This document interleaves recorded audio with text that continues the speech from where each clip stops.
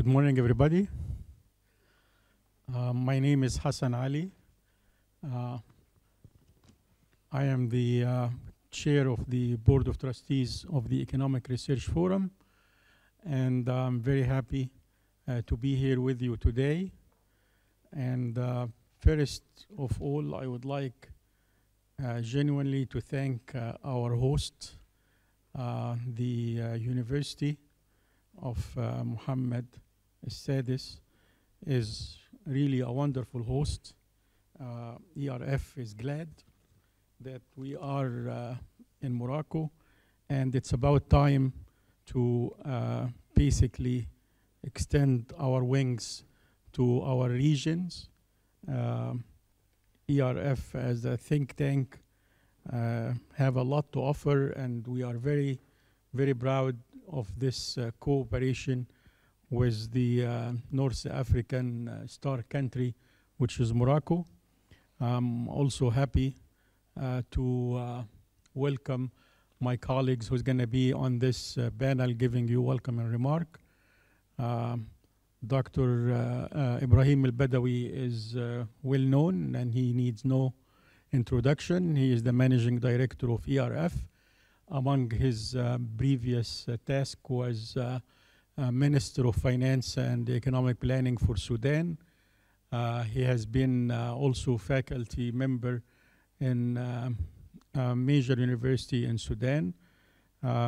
He has a PhD from North Carolina, if I remember correctly. But what I remember a lot about Dr. Ibrahim, that he is a basketball I don't think player, but he is a basketball fan. So, Dr. Karim Al-Annawi is the executive vice president of Mohammed Sadis Polytech University, and he is the dean of the Humanity, Economics, and Social Science Division. He spent about 7 years working in the Central Bank of Morocco, different department, and about 8 years at the World Bank. He is prolific in research. He held various positions as an advisory in the national and international organization, and he has a PhD from Bordeaux in France. Our third guest is Mr. Abdelrahim Bouazzeh. He is the general director of Bank al-Maghrib, the central bank of Morocco. He served in many capacities and led several important divisions inside the bank. In 2014, he was appointed as advisor to the governor of the bank. And he also became a CEO of Morocco company for the management of deposit committee fund. He is most likely the one that you need to ask whenever you have any question about the Central Bank of Morocco. We're very happy to have them on this panel, and I'm gonna do my opening remark and then let Dr. Ibrahim take the floor, and then Dr. Karim, and then Mr. Abdelrahim. Let me say that in this year, we are inaugurating the ERF 30th annual conference. So ERF is becoming really a young man. 30 is probably what used to be 15 in the old age. Life expectancy has increased, and ERF is becoming meaningful youth, really maturing enough to participate in the labor force. This is what we are doing here. We are participating in every activity that we think is going to build capacity. ERF has played an instrumental role for a long period of time now in building capacity and advising policy in the Middle East, specifically the Arab country, Iran and Turkey. ERF has continued to uphold its commitment to fostering insightful research, promoting informed dialogue, and driving impactful change in our region. And there is no more need for such activity than these days. If you, my research fellow, read the IMF economic outlook, you know that we are in a very dire need for such important help in terms of direction. Our dedicated team of researchers and collaborators have worked tirelessly to produce cutting-edge analysis, policy recommendation, and most importantly, data collection and development have significantly contributed to shaping the discourse on the key issue affecting our region.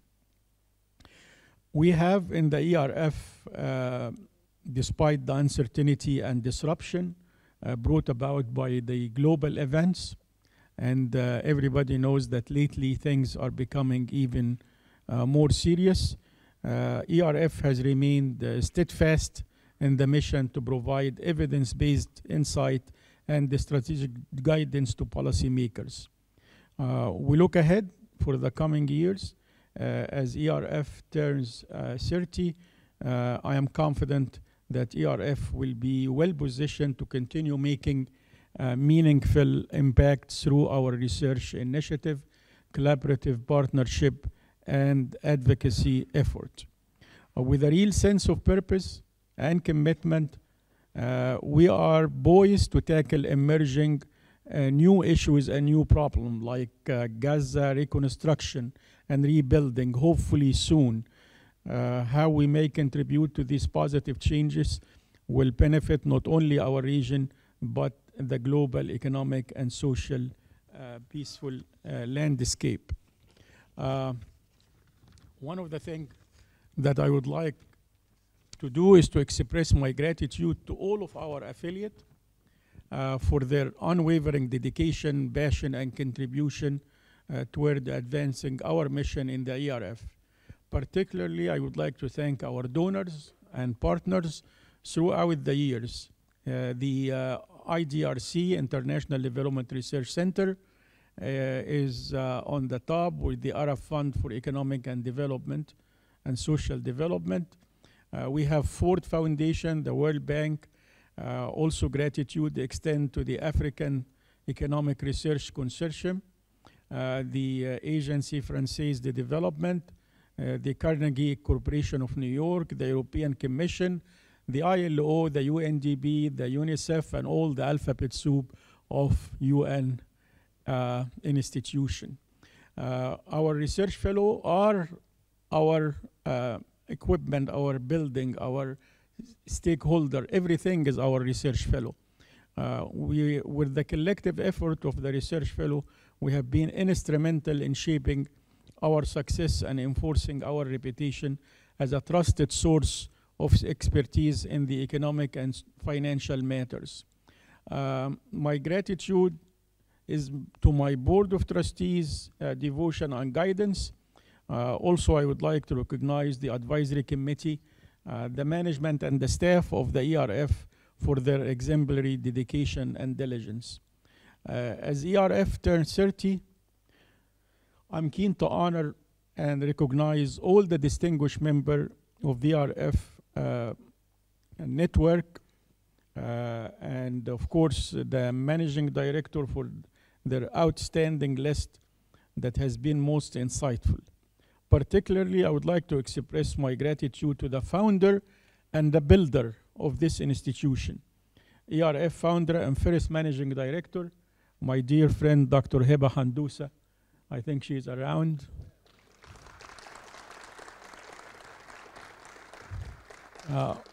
Also, the inaugural chairman of the board, my friend, Dr. Samir Maqdisi. Samir is here. He is the longest serving standing chairman of the ERF.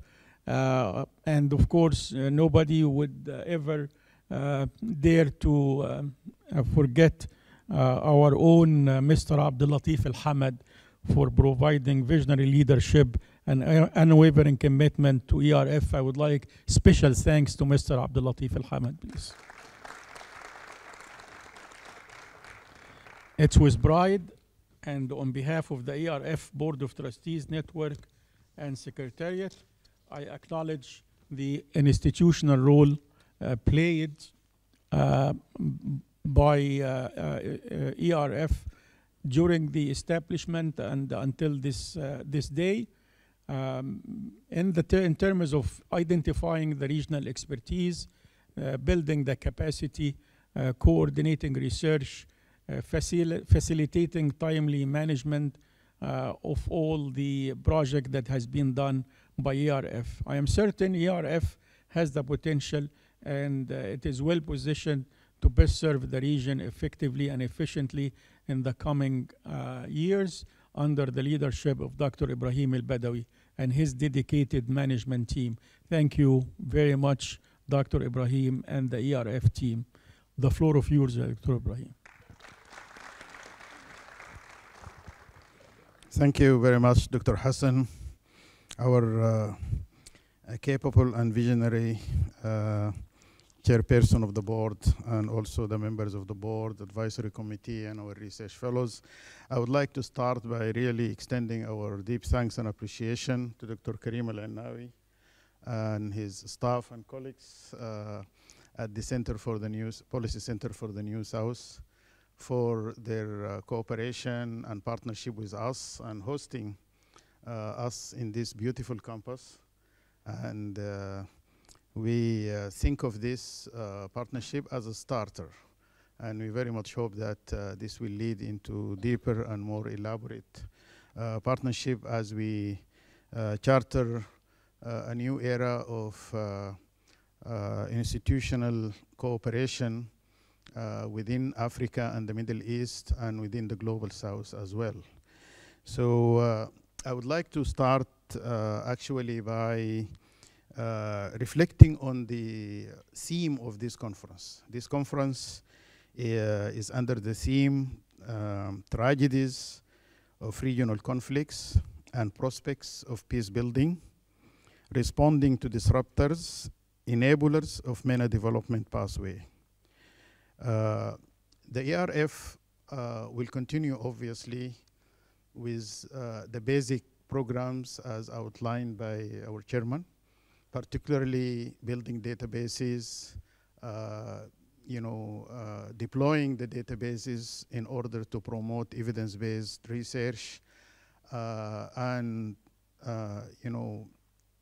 reinventing and contributing to new modalities of dissemination and outreach to deploy this knowledge and engage stakeholders in our region, researchers, policymakers, and civil society institutions. This will be continue to be the bread and butter of our institution, and we will continue to focus on the very important mainstream issues like labor market, poverty, social welfare issues, and macroeconomics and so on. But then it is very important for us also to be cognizant of the changing environment around us. In particular, the issues that are exposed by this plenary. We think of these plenaries and this conference as a stepping stone to build much deeper research on new emerging issues as we continue, of course, to enhance our capacity and our relevance to the main development policy issues. The first one, really, and the most important one, is the intergenerational Israeli-Palestinian conflict, especially in the aftermath of the war in Gaza. We should think of it as an intergenerational impediment to regional development and cooperation. We should think of the situation now as the cost of occupation on the Palestinian welfare as a society and as people, as an institution. We should also think about the prospects. These are the challenges, but we should think about the prospects in terms of the two-state solution and Palestinian independence as a pathway for peace and stability and cooperation in the region. But the way we will approach this, and this is very important to stress, will approach this from our comparative advantage as a research network. We are not policy advocates. We are not in the business of policy advocates or aggressive attitudes in terms of journalism. We know emotions are very high, but we should stay with our comparative advantage, not shy from addressing sensitive issues in as much as it affects development and welfare of our society at large, but we do it from our comparative advantage as research network. So this is a very important topic that obviously we will be introduced to it by a very capable keynote speaker and also very distinguished panelist. But this, as I said, is a stepping stone to actually promote systematic research on this area and to build a research network, sub-network of Palestinian economists and non-Palestinian economists and social scientists. The other issue is the country-specific conflicts in the aftermath of the Arab Spring, especially in socially fractionalized societies. You know, both the African flank of the Arab world as well as the Asian flank are reeling under the aftermath of the Arab Spring in terms of the near state collapse and conflicts. This is another imperative, important issue that we need to take into account, because all of these affect the ultimate development goals in the context of the SDGs and debt. And I should say that the World Bank, for example, recently produced a report on debt and conflict in the MENA region. And I think this is an important issue to connect why, for example, the region is going to miss the target big time of the SDGs as a result, obviously, of debt and external shocks, but very importantly, as a result of conflicts, especially conflicts in socially fractionalized societies. As we focus on these region-specific issues, we should also be concerned about global issues, such as automation and artificial intelligence, climate change. And in this context, we at the ERF, we would be very much interested to build partnership with like-minded knowledge institutions, such as the Policy Center for the New South, the African Economic Research Consortium, regional institutions like ESCOA, and so on, so that we can actually approach these global issues from a perspective of collective research effort, and also to build partnership with knowledge institutions that actually provide support and aid to our institutions, such as, of course, Ford Foundation, IDRC, World Bank, and of course the Arab Development, the Arab Fund for Economic and Social Development, and many other actually partners that we have been engaging and in the context of our effort to broaden our partnership. The issue of relocalization and regional cooperation is a big issue that we have a plenary dedicated to it. In a shock-prone global economy, this also becomes an important issue that the ERF will be focusing on in the future. So let me say that actually the challenges are enormous, but also the prospects are there for us to realize. And we will continue the path that had brought us to where we are at the age of 30, but we will also be responding to these new challenges, and also to build partnership and opportunities. And this conference and this partnership with the Policy Center for the New South is a beginning for us to charter this road of partnership and cooperation. Thank you very much, and looking forward to the rest of the conference and to enjoy the association and the get-together with our colleagues, because actually the annual conference is not only a flagship event for us to exchange ideas, but also to get to meet each other and to build our social capital, bonding social capital, so to speak, within the region and beyond the region. Thank you very much.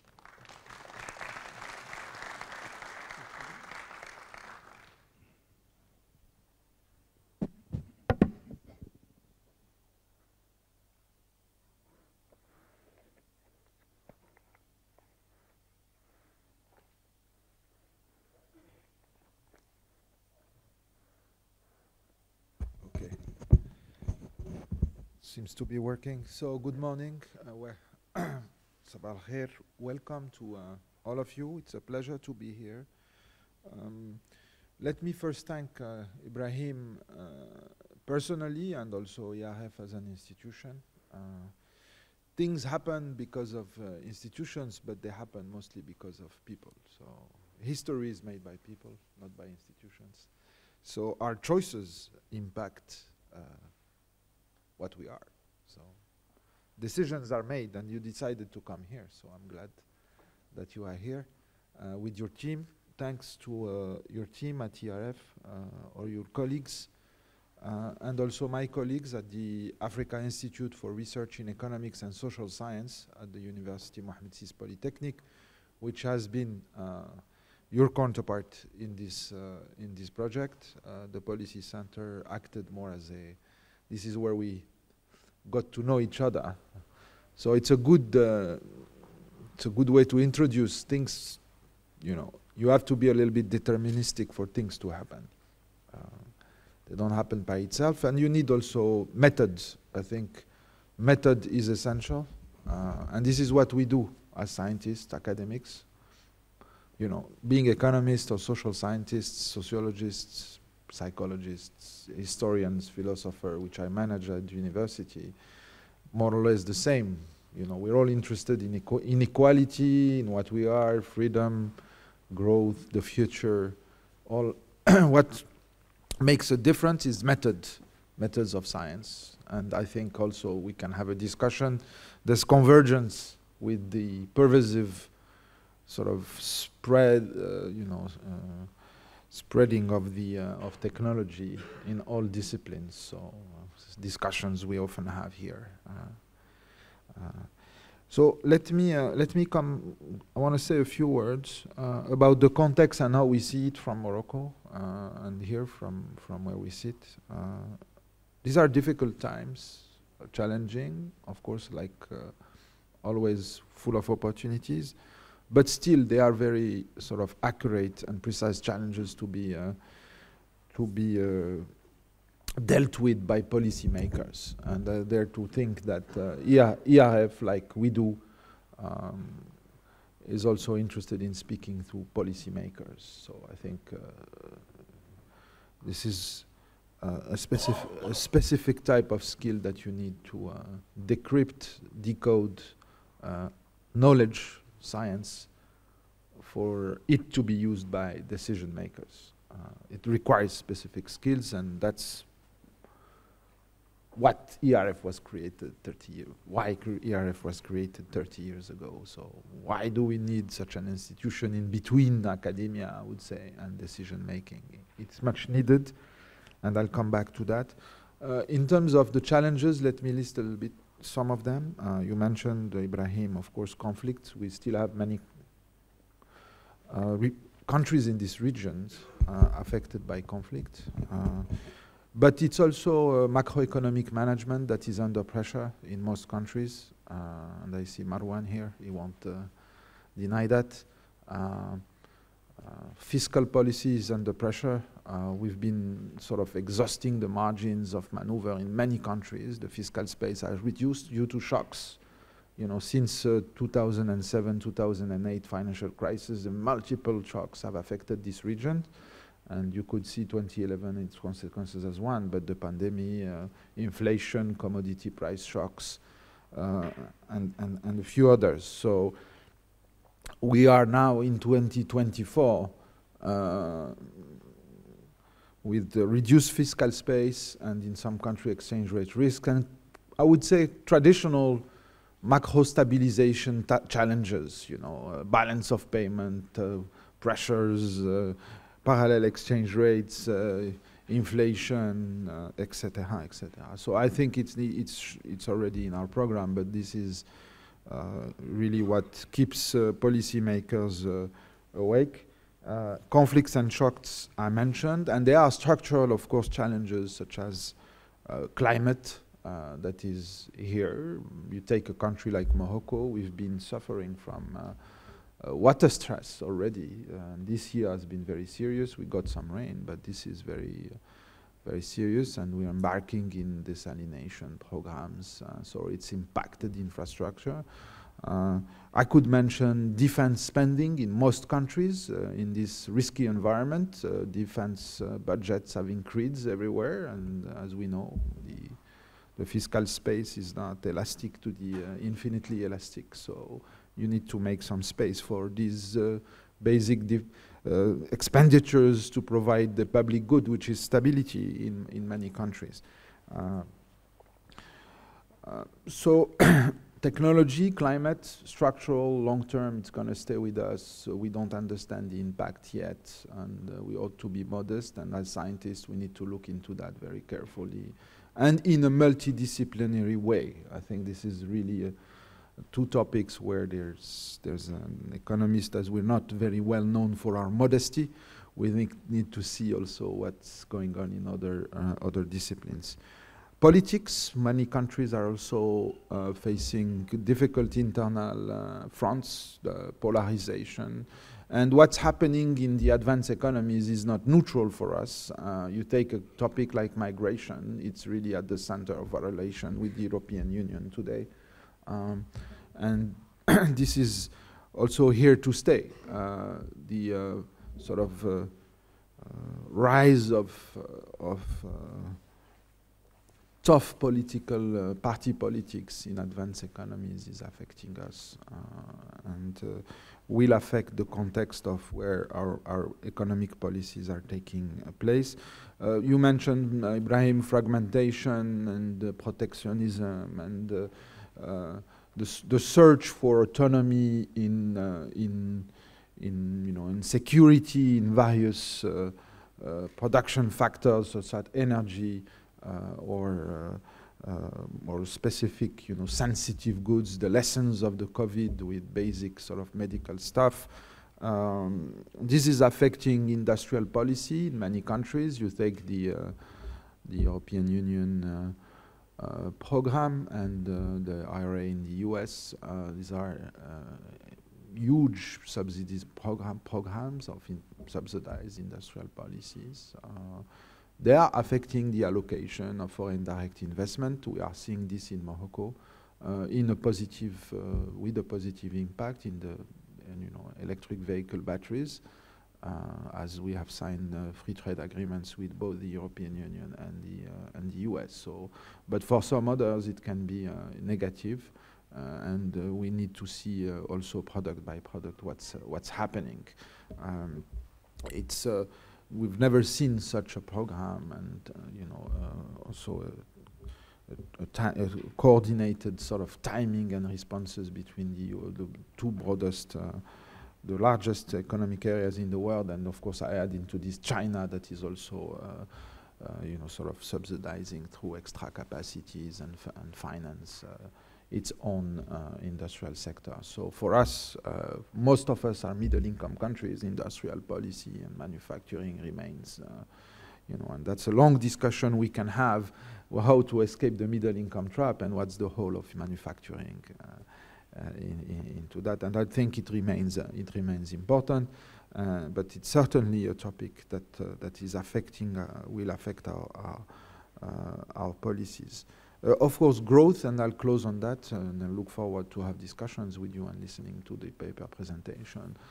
Growth also, take a country like Morocco, we've done everything right, according to the Washington Consensus. Macro policy, and our friend from the Central Bank of Morocco will also, Abdelrahim, talk about this. I mean, inflation is more or less all right. We've been doing, open to trade, sign free trade agreements, fix your business climate, etc. And still, we're still growing at, let's say, long-term average of 2.5% per GDP per capita growth, and still not sort of converging rapidly toward higher income. So the case for most countries in the region and for also Latin America, by the way. So I think that's another conundrum in terms of, for us, and a deep, really existential question for development economists. Let me close on the method a little bit on what we try to do here in terms of platform. This university is almost brand new. We started still, there's another campus near Marrakesh and the third campus in Laayoune. This one is almost 3 years old. This is where we have economics, social sciences, behavioral sciences, political science, global affairs, but also a business school and as well as a center for artificial intelligence and a few other smaller groups. This university is close to 5,000 students already in our cluster, which is economics, and the others we are 600 and growing gradually. 90% of our students find a job here in this cluster before 4 months. So we must be doing something right. I always say to my colleagues, there are two fundamental criteria to measure success in this kind of environments. First, three, I would say. First, quality of the students, and are they demanded on the market? And 50% of our students go work abroad, very international. That's another discussion we can have on brain drain. But they find on average a job before 4 months. So the second is, of course, research, and the third, I would say, is the impact of research. Are we impacting our societies? Are we impacting the region of Rabat, for instance, where we are? Are we impacting public policy making? Are we impacting it through partnerships with you? You know, of impacting other countries' growth prospects and policies. So I think that's fundamental, and we need to make an effort to measure that. So it's a space for dialogue. It's a space also to build specific culture, light-minded, and citizens that are reflexive, that can see each other and themselves. Particularly, we often the behavioral component of what we do is very strong here. We have a dedicated sort of specialty which is called behavioral social sciences for public policy. So how can we listen more? And it applies to us as well. And we see in partnerships really an opportunity to sort of rethink what we do and open new windows and sort of you know, be in the world, and also for, you know, and irrigate beyond us. So it's not only what we do here at UM6P, we're very also mindful, and we try to, as much as we can, to embark other universities in Morocco. Very inclusive place, 50% of the students have a scholarship here. And the average rate is close to 50% as well. So it's a very inclusive university. It's a social fabric. And particularly this campus, you have students coming from all social backgrounds of Morocco. And they learn as much as they do in class through their daily life on campus. So we have many students from Rabat that choose to live on campus. And the experience is very interesting. We're able to attract many students that before used to go abroad that are now studying here. And then they go usually after the bachelor. They have wider opportunities than after the high school, by the way. So these are things also we measure. So I'm saying this because this is part, Ibrahim, this is part of how to contribute to transform.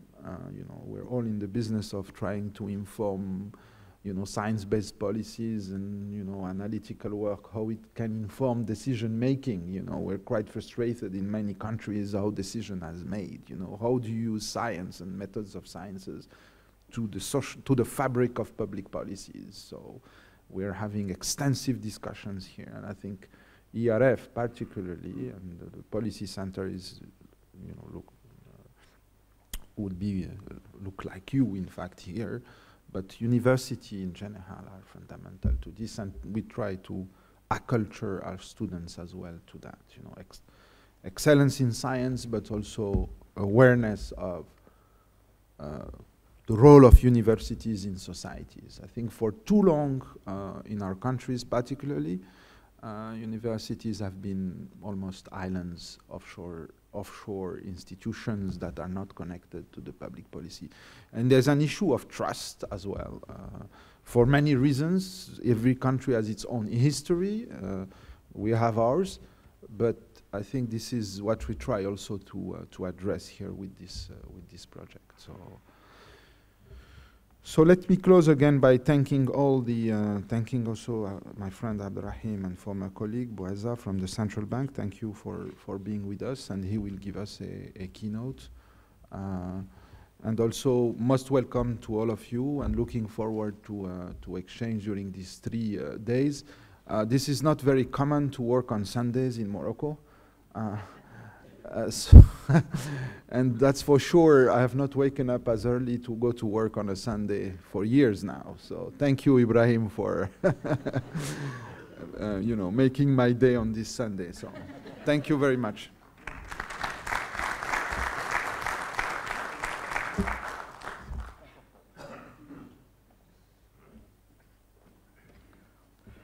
Good morning, all of you. It's a privilege and pleasure to attend this forum. And let me begin by thanking Karim and Ibrahim for their kind invitation to join this great audience and to speak at this conference, which aims to address many important issues in the MENA region. Currently, the region is facing, in addition to challenges of the global economy, its situation is more complex. As you know, the war in Gaza has caused a tragic human toll, and massive destruction and geopolitical tensions are increasing in the broader region. In this context, the outcomes of the conference, this conference will be guided by one cornerstone: how to build stability and development to reduce human suffering and enhance well-being and prosperity in the region. Achieving this objective requires, in addition to geopolitical stability, sustainable and inclusive economic growth. Indeed, the experience of many countries show that even if the growth could be high, this will not always bring better standards of living. In fact, it could lead to an accentuation of socio-economic inequalities and territorial disparities. So my address today join this cornerstone and will focus on the main pillars of a sustainable and inclusive economic growth in the region. I will refer in my talk to some studies of international institutions and the Moroccan experience. I will also try to cover the contribution of central banks to achieve this goal. Let me start by giving a global and very short economic overview of the MENA region. While its country share many socio-cultural characteristics, we see growing disparities between them, mainly in terms of political stability, economic structure, and GDP per capita.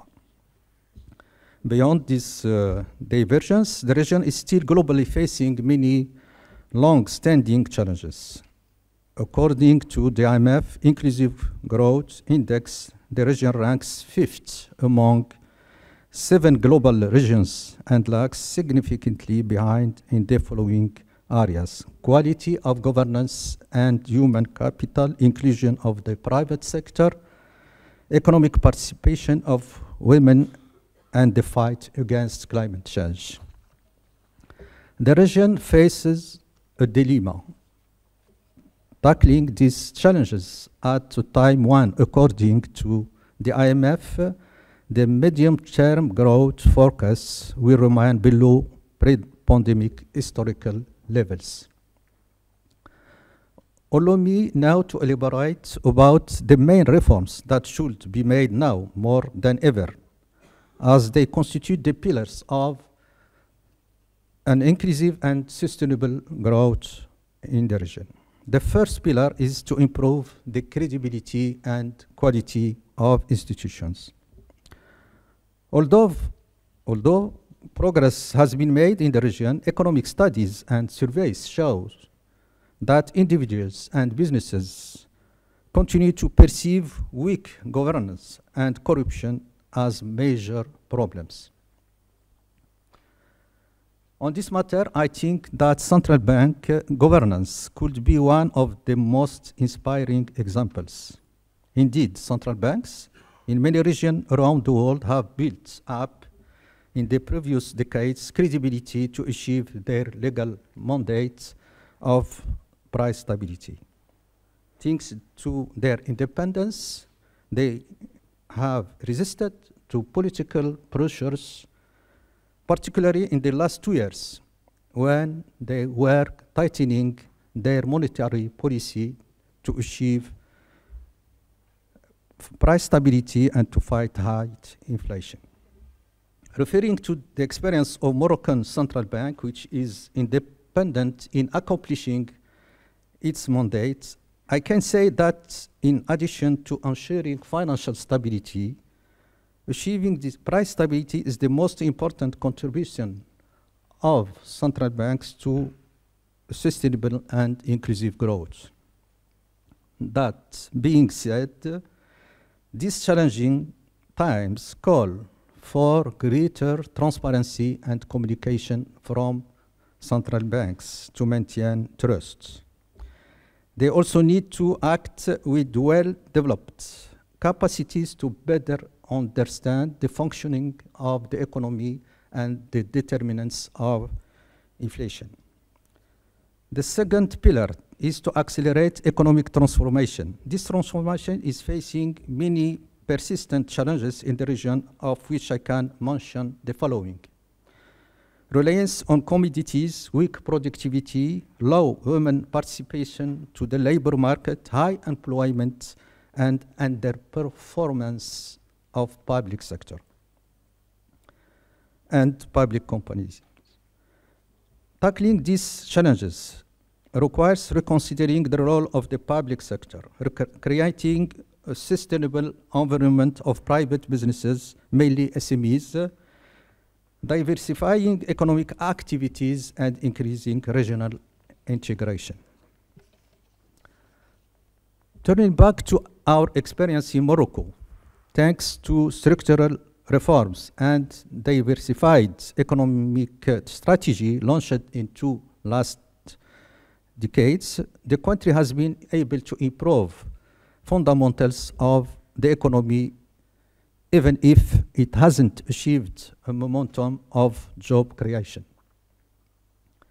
While the public sector played the most important role in this progress, the Moroccan government aims to increase the share of private investment from 1/3 to 2/3 of the total investment by 2035 to boost productivity and to reduce unemployment. When it comes to financing the economy in the region, there is a lack of financial inclusion of SMEs, as financing essentially benefits to the public sector and large companies. However, in Morocco, the share of credit to SMEs exceeded 40% of the amount of banking loans to private companies, one of the most important in the region. The third pillar consists of improving the social protection. While many countries in the region are investing in social protection policies, they should allow to target public subsidies to the people most in need in order to preserve an equilibrium between economic efficiency and social order. It's the case in Morocco, where the government has recently launched a program to guarantee a minimum of social protection benefits to millions of vulnerable households. The following pillars concern energy and First, digital transitions. These pillars could be the most transformative for our societies and economies. However, the ongoing policies in this area seems to diverge in many regions of the world. The world is moving to a new digital economy which is accelerated by AI. At the same time, the fight against climate change is progressing slowly, even if causes are well known and the impacts are becoming more critical. Certainly, this means that we haven't yet realized that climate change is a threat to our well-being. Turning back to MENA region, the picture isn't much different.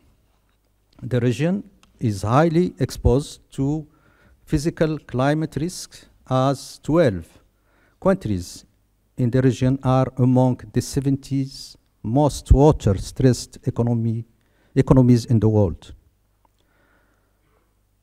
According to the World Bank, it's also exposed to greenhouse gas emission risk, which has increased around 21% during the last decade. This is almost equal to the largest contributors to global warming. According to many studies, inaction against climate change could result in higher losses of GDP. However, as showed by some research presented at the COP28, the energy transition could foster growth in the region. Yet this needs considerable financing, which requires from many governments to constitute budget margins. So many countries in the region have taken the path to tackle these risks by investing in renewable energy and climate-resilient infrastructure, while the phase-out of subsidies is ongoing. Tax reforms have not yet been implemented at this stage. Morocco, which imports around 90% of energy, aims to enhance the share of green energy resources to 52% in the global energy mix by 2030 and to reach low carbon emissions by 2050. It's also boosting investment in infrastructure to address water stress impacts. As climate change could affect monetary and financial stability, work is also ongoing in central banks to examine what could be the role of the monetary policy and to establish regulatory framework for managing financial risk linked to climate risk. This work is also focusing on developing taxonomies to address data limitation on climate risks, which is an important issue in addition to modeling difficulties due to the complexity of the links between macroeconomic, financial, and climate impacts. In this regard, I want to mention that Bank al-Maghrib, in collaboration with the World Bank, recently elaborated a report on the first exercise of its kind in the MENA region, which evaluates climate risks in the Moroccan banking system. It allows us to better understand the physical and transition risks and to estimate their primary impacts, which could be improved due to the challenges I mentioned before. This report is available on the website of both institutions. Let me now elaborate more about digital transition. According to a recent World Bank study, the large adoption of digital technologies in the MENA region could lead to a rise in GDP per capita of at least 46% over 30 years. However, new technologies could also threaten some jobs. According to a recent IMF study, AI could affect up to 30% of jobs across the world and 60% in advanced economies. So, many countries in the MENA region made significant progress in adopting adopting new technologies. The others still need to do more to create an enabling environment of digital transformation. The acceleration of digital transition, if risks are well managed, could be a key contributor of reducing corruption, boosting productivity, improving payments, and financial and economic inclusion and green transition. I finish my speech with the last pillar, which is the foundation for any social and economic policies, education and skills. The OECD program for international student assessment shows that performance in the region is below international averages. Also, there is an important gap between the skills provided by the education system and the labor market needs. In several countries in the region, despite higher entrance rates at all education levels, the quality and equality of education still remains a challenge.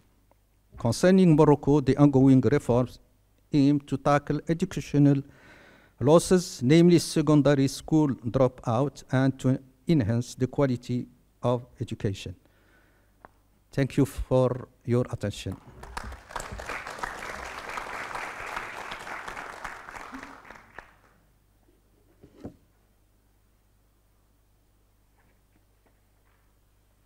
Thank you very much for these very enlightening comments from both Dr. Karim and Mr. Abdulrahim. And thank you for the audience. I think we're going to move right away to the next session. Good morning, everyone. I wish to thank the conference organizing committee for asking me to chair this first session of ERF's 30th annual meeting. ERF has come a long way since it was founded in 1993 and held its first annual meeting in Cairo the following year in 1994.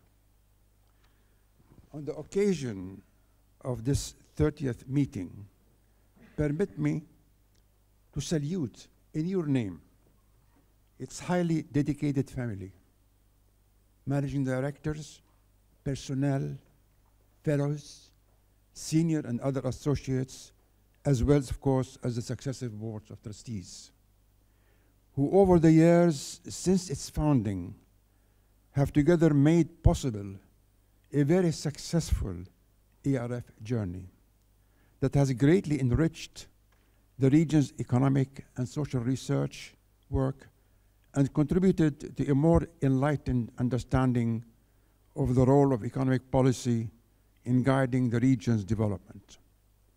In the years to come, I feel confident that ERF will continue on its successful journey with ever-increasing vigor.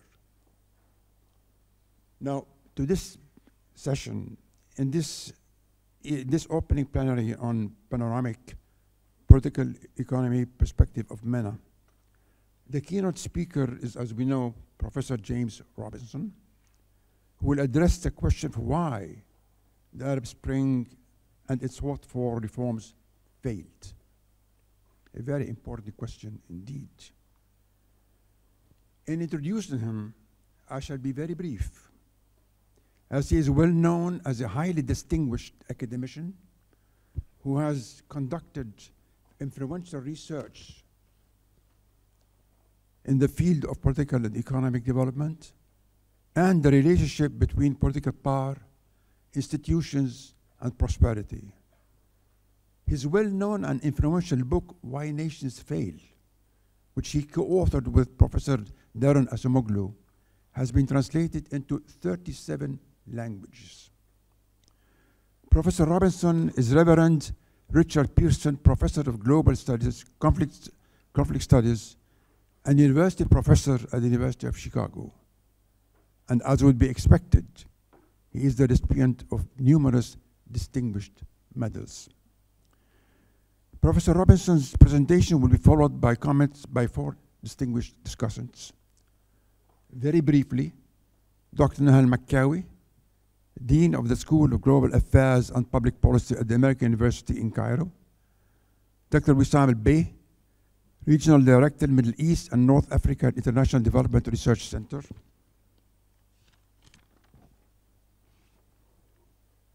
Dr. Carl Bernadac, if I pronounced it correctly, Deputy Director for Innovation, Strategy and Research, Agence Française de Développement, and Dr. Tariq Youssef, Senior Fellow and Director of the Middle East Council on Global Affairs.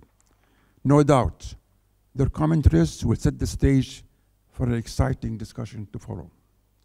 But before I give the floor to Professor Robinson, I would like to underscore the continued absence of equitable resolutions of major conflicts facing the region, in particular the question of Palestine, of which the ongoing Gaza tragedy is its most recent manifestation. I believe that the absence of equitable solutions is a major contributor to what Professor Robinson calls developmentalism with autocracy. Whether the resolution of these major regional conflicts might lead to developmentalism with whatever forms of democracy each country finds suitable is a matter of consideration and debate that I leave to our distinguished speakers and panel. Professor Robinson will take up, as agreed, 20 minutes for his presentation, and each of the commentators less than 10 minutes, hopefully between 7 to 8 minutes, because this would allow for 30-35 minutes for the general discussion to follow, which I'm sure is going to be full of questions and debate. Professor Robinson. Okay.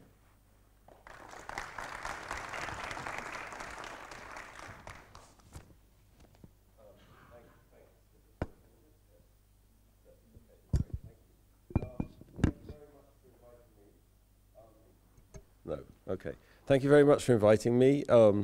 The ERF and Dr. El Badawi. I'm very excited to be here. I was just trying to figure out the length of my interaction with the ERF. I think I was here in Cairo in person for the first time in 2006, but actually one of my papers, which was co-authored with Jeffrey Nugent, was presented at the ERF and published in the ERF conference volume probably in 1997 or something like that. So I'm getting close to 30 years of interaction with the ERF. And nowadays it's so easy to appear on Zoom and things like that. It's great to be here and see old friends and remind yourself of why we have events like this, because it's so important, the human interaction and discussion and debate. And so I've been really having a lot of fun. So thank you for inviting me and persuading me to come. So I'm going to have the temerity to talk about this topic of why did the Arab Spring fail. I'm very interested in institutions and the dynamics of institutions. And that for me and Professor Ajimoglu, the Arab Spring was something extremely salient when we were writing this book, Why Nations Fail. So salient that it forms the entire preface of the book. And let me just try to remind you a little bit, without insulting, your extensive knowledge of why nations fail, what we said in the preface, because we thought about the Arab Spring through the lens of our theory of how inclusive institutions drive economic development, and the key problem of development is really an institutional problem of moving from extractive institutions to inclusive institutions. And of course that's about economics and economic opportunity and social mobility. But for us, it's much more of a political problem than it is a technocratic economic problem. It's about creating inclusive political institutions that form the basis for an inclusive economy. And so when we looked at the Arab Spring, we saw people in societies with clearly extractive political institutions living under military, other types of autocracies, trying to create more inclusive societies through collective action, through protest, through demonstration. And that was exactly what our theory was about. And as the book was published, of course, we didn't know how things were going to go. President Ben Ali had stepped down, President Mubarak had stepped down. There was enormous uncertainty in other parts of the world, like in Libya. So what did we predict at the time? Well, we sort of said, we said, what drives this transition from more extractive to inclusive institutions is collective action. And we had a lead example, which you might think was ludicrous in this context, but at least gives me some way of talking about mechanisms and expectations, which was the English Glorious Revolution of 1688. So this was the moment where sort of constitutional monarchy was created and absolutism was defeated in Britain through a revolution, which we made analogies to the Arab Spring, okay? So, but it's obvious if you look at history that revolutions don't necessarily lead to better institutions. They don't necessarily lead to inclusive institutions. My favorite example would be, you're all too young to know who the English rock group The Who was, but if you know The Who, you can check it out on YouTube, listen to their song, Won't Get Fooled Again. Their song, Won't Get Fooled Again, is all about what we call the iron law of oligarchy. Here's the last line in the song, meet the new boss, same as the old boss, So there's protests, there's contestation against extractive institutions, but what ends up happening is a new boss who looks just like the old boss, a kind of recreation of extractive institutions, often with a new face at the top. And this goes back, to this old work of Pareto and Mosca in sociology, 120 years ago, where they developed this anti-Marxist agenda to say, there's no pattern in history, that like Marx said, there's feudalism, there's capitalism, there's socialism, there's no direction of progress. What Mosca and Pareto said is no, elites come and revolve, but the system keeps going, okay? So then why wouldn't the iron law of oligarchy apply? And the main concept in the book, which I'm going to sort of put pressure on today, is what we called a broad coalition. So we said, the iron law of oligarchy didn't apply in the case of the Glorious Revolution because there was a broad coalition contesting power with the autocratic regime. Okay, so what happened next? I think what happened next, this is data from the VDEM project, which looks at, measures various types of democracy, electoral democracy, liberal democracy, participatory democracy. Here's the Arab Spring in Egypt, bump up, bump down. Okay, so this is the iron law of oligarchy. You can see the same thing, even more dramatic in Tunisia. Things move a lot further in Tunisia, but then they move a lot further on the way back again. So this is exactly the iron law of oligarchy, and I think that's what we've seen, despite our predictions of maybe something different happening. Okay, so what is this broad coalition that makes a difference between a transition to inclusive institutions or the iron law of oligarchy? I have to say, in retrospect, that was a little under-conceptualized in the book.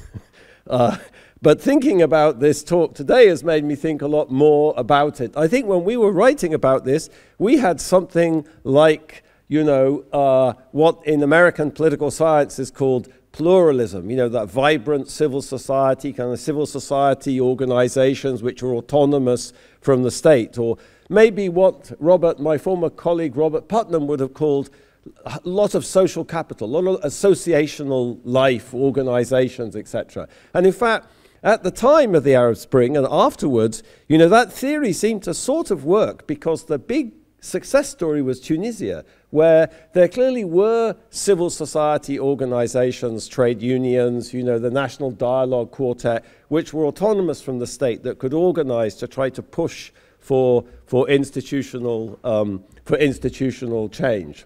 Okay, I think there's two aspects of this, though, this connection between the nature of civil society and transitions to inclusive institutions. You could say one is just the kind of ability to act collectively and organize to oppose an extractive regime. But the other thing, which turns out to be perhaps more key in this context, is, after the extractive regime has been toppled, after Ben Ali and President Mubarak disappeared, how to reach some sort of consensus or agreement on how to organize effective, inclusive institutions. And it seems that that was the part that failed in Egypt and Tunisia, although maybe for different reasons. Okay, so I think, talking about this idea of civil society and the kind of, the depth of civil society, or how civil society is organized and how is it autonomous from the state, I think, you know, from a theoretical perspective, it's not obvious, you know, it's not obvious that having a more diverse civil society makes it easier to agree on things. But we did, you know, in my defense, we did at least have a mechanism. We proposed a mechanism from the Glorious Revolution. And I remind you of this just to kind of emphasize how this mechanism may not apply in the case that I'm talking about, which is, you know, we had this idea that the more diverse the interest you have in society, the more difficult it is to recreate a kind of autocratic regime, you know, because it's very hard for anyone to see them on top. I'll give you a very concrete example. So in the Glorious Revolution in England, you know, one of the problems was the king, James II, was intervening in the legal system. So a judge made a ruling he didn't like, he would get rid of the judge and try to put a friendly judge in. And this was a big source of contention, and it was something that brought many different groups and people together. You know, but you could imagine getting a meeting together, and I'm here, we're in the room, I'm trying to say, James II, he's an autocrat, he's trying to create an absolutist state, we need to get rid of him, let's act, let's, you know, we'll get some guns and we'll, you know, whatever. So, and then, you know, and I could say, you know, if we get rid of him, we'll get the legal decisions that we like. You know, now he's getting the legal decisions that he likes, but if we're in power, we'll get the legal decisions we like. But the thing is, the more diverse the people, the more difficult it is to, you know, if I'm in a dispute with you, we can't both get the legal decisions we like. It's either you or me. And so the mechanism we had in mind was, you know, somehow with all these diverse interests at play, it's very difficult for anyone to imagine themselves kind of being on top and kind of designing an institution in their favor. So then it emerges, and this is really an argument that comes from the great British social historian E.P. Thompson in his book Whigs and Hunters, that what happens is, like, okay, like, I can't be on top and you can't expect to be on top, so let's have a kind of level playing field. Let's level the playing field, and no one gets an advantage. And this was our kind of mechanism for how this more pluralistic society, you might say, led to something like the emergence of an agreement to have more inclusive political institutions.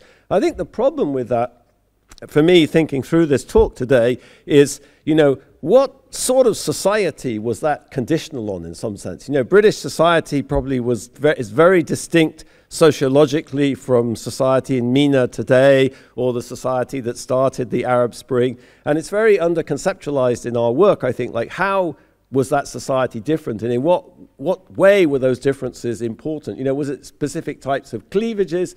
You know, were there particular sorts of disagreements that were somehow easier to resolve in the British case or more complicated to resolve in the case of the Arab Spring? I don't know the answer. This is just my train of thought. And I must say, you know, if you read the Why Nations Fell Today, and if you thought about, I wrote that book a long time ago. You know, I changed my mind about lots of things, you know, and I find myself endlessly, you know, having to defend it, you know, against the current me, you know. But if I was going to tell you, say, one thing that we never talk about in Why Nations Fail, that is sort of embarrassing in retrospect, that we spend a lot of time thinking about nowadays, for example, is religion. You know, if you think about the English Civil War in the 1640s and what changed between the English Civil War and 1688, one thing is religion more or less disappeared from politics. You know, at the time of the Civil War, here's Charles I, who was the monarch, James II's father, who was the monarch. You know, he really thought, you know, God had made him monarch. Like, he genuinely thought that. He genuinely thought that this was a huge problem. You know, here's a picture of him. He thought he could heal people by touching them, and he did it 92,000 times. There's a book by a historian about this that claims he did it 92,000. He was very busy touching people, and he justified it by quoting the Bible. And it wasn't just Charles I. Charles I's opponent was Oliver Cromwell, his main opponent, Oliver Cromwell, who then became head of state after the Civil War. You know, the most famous biography of Oliver Cromwell is called God's Englishman. Okay, Oliver Cromwell really thought he too was undertaking God's will of restructuring British society. You can see here, this is a satirical etching from the time, quoting kings here, kill and take possession. It's sort of satirical because here's Cromwell's men cutting down the royal oak, the sacred royal oak of England. You know, it's a sort of satirical, but it's kind of satirizing his piety and the fact that he thought this is God and the prophet Elijah and Kings. Anyway, so here's a dramatic change, kind of sociological change between the Civil War and 1688, which is this, James II didn't touch anybody, and he didn't think he could heal people. So that's just an example of a sort of dramatic sociological change that, we didn't think about in the book, but maybe it's relevant for thinking about the context in the Middle East.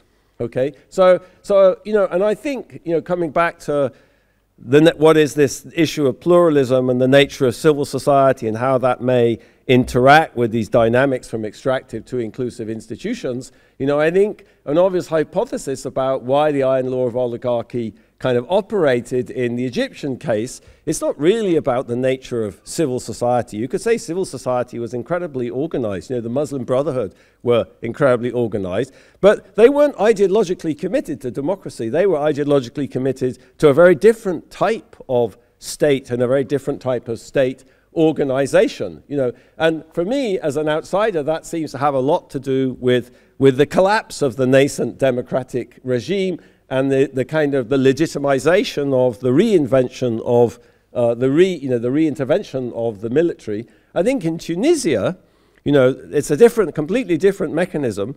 It's much more to do with the difficulty for post-Ben Ali governments of agreeing on how to create effective inclusive institutions. I think the data from the Arab Barometer is very devastating on this over time. You look at the rise of the perception of corruption in Tunisia, it starts pretty high when Ben Ali was there, and it only gets higher, so it gets up to almost 100% of people thinking, that there's corruption in state institutions and national agencies, large or medium extent. And you see along with that, I could show you other things, just a complete sort of disillusionment with democracy, poor economic performance and indecision. So under a democratic system, the country's economic performance is weak. That starts down at, 19%. I don't know what the percentage of the population were members of Ben Ali's, the Neo Destour party. Maybe that was the party members thought that democracy had poor performance and indecision, but by the end it gets up to 75%, and that's pretty true for all of these things. So there's an enormous disillusionment with democracy to solve kind of basic problems that people are concerned about. And I guess from this perspective, it's not so surprising what's happened in Tunisia over the last 18 months. Okay, so let me focus on this. In some sense, both of those examples are, it's difficult. They're very different, it seems to me, but they're both examples, you could say, of difficulty of forming an effective social contract after kind of expelling this extractive regime. Okay? I think Timur Kuran, has a very influential recent book. I think it's a very interesting book, a recent book about trying to explain, it's called Freedoms Delayed, trying to explain why freedoms have been delayed in the MENA region, and arguing that this is exactly to do with the failure of a kind of Western-style civil society, which he blames on Islamic law and the Waqf and other specific kind of institutions. But I would say, what strikes me as a kind of political economist is the very different political culture in the Islamic world. In Western political thought, going all the way back to Aristotle, there's this idea that there are specific challenges. Any type of government you create is going to have specific challenges. You could create a monarchy, but the problem with monarchy is monarchy deteriorates into despotism. So Aristotle outlined these different systems of governments and their kind of perversion, and he says, how you solve this problem is through what he called mixed government. It's a sort of nascent checks and balances or separation of powers, and that idea runs through Western political theory for thousands of years, through Polybius and Cicero, Machiavelli, etc., etc. If you look at Islamic political thought, there's no similar discussion whatsoever. There's hardly any discussion of institutionalized constraints on the use of power. And I think that's very much to do with different notions of the law and different notions of kind of what the problem was and how you solved the problem. But surely these different types of philosophical ideas are important in trying to think about, why was, you know, why was it so difficult to create a liberal democratic regime? So I don't think it's just about civil society or this organizational capacity. It's also about different normative positions, and which made it very difficult to try to create kind of working liberal democratic institutions. And I think, you know, these seem to be, these types of ideas that I was, you know, alluding to, seem to be very persistent in the Middle East. And, you know, of course, it's true that civil society is weak. This is data from VDEM on, they have an index of the strength of civil society. The light blue at the bottom is the MENA region. So civil society is, you know, weak. But I guess that's not, you know, weak in what way, I guess, is I'm trying to emphasize. So I'm trying to say, I'm worried I'm talking too much. How long do I have left?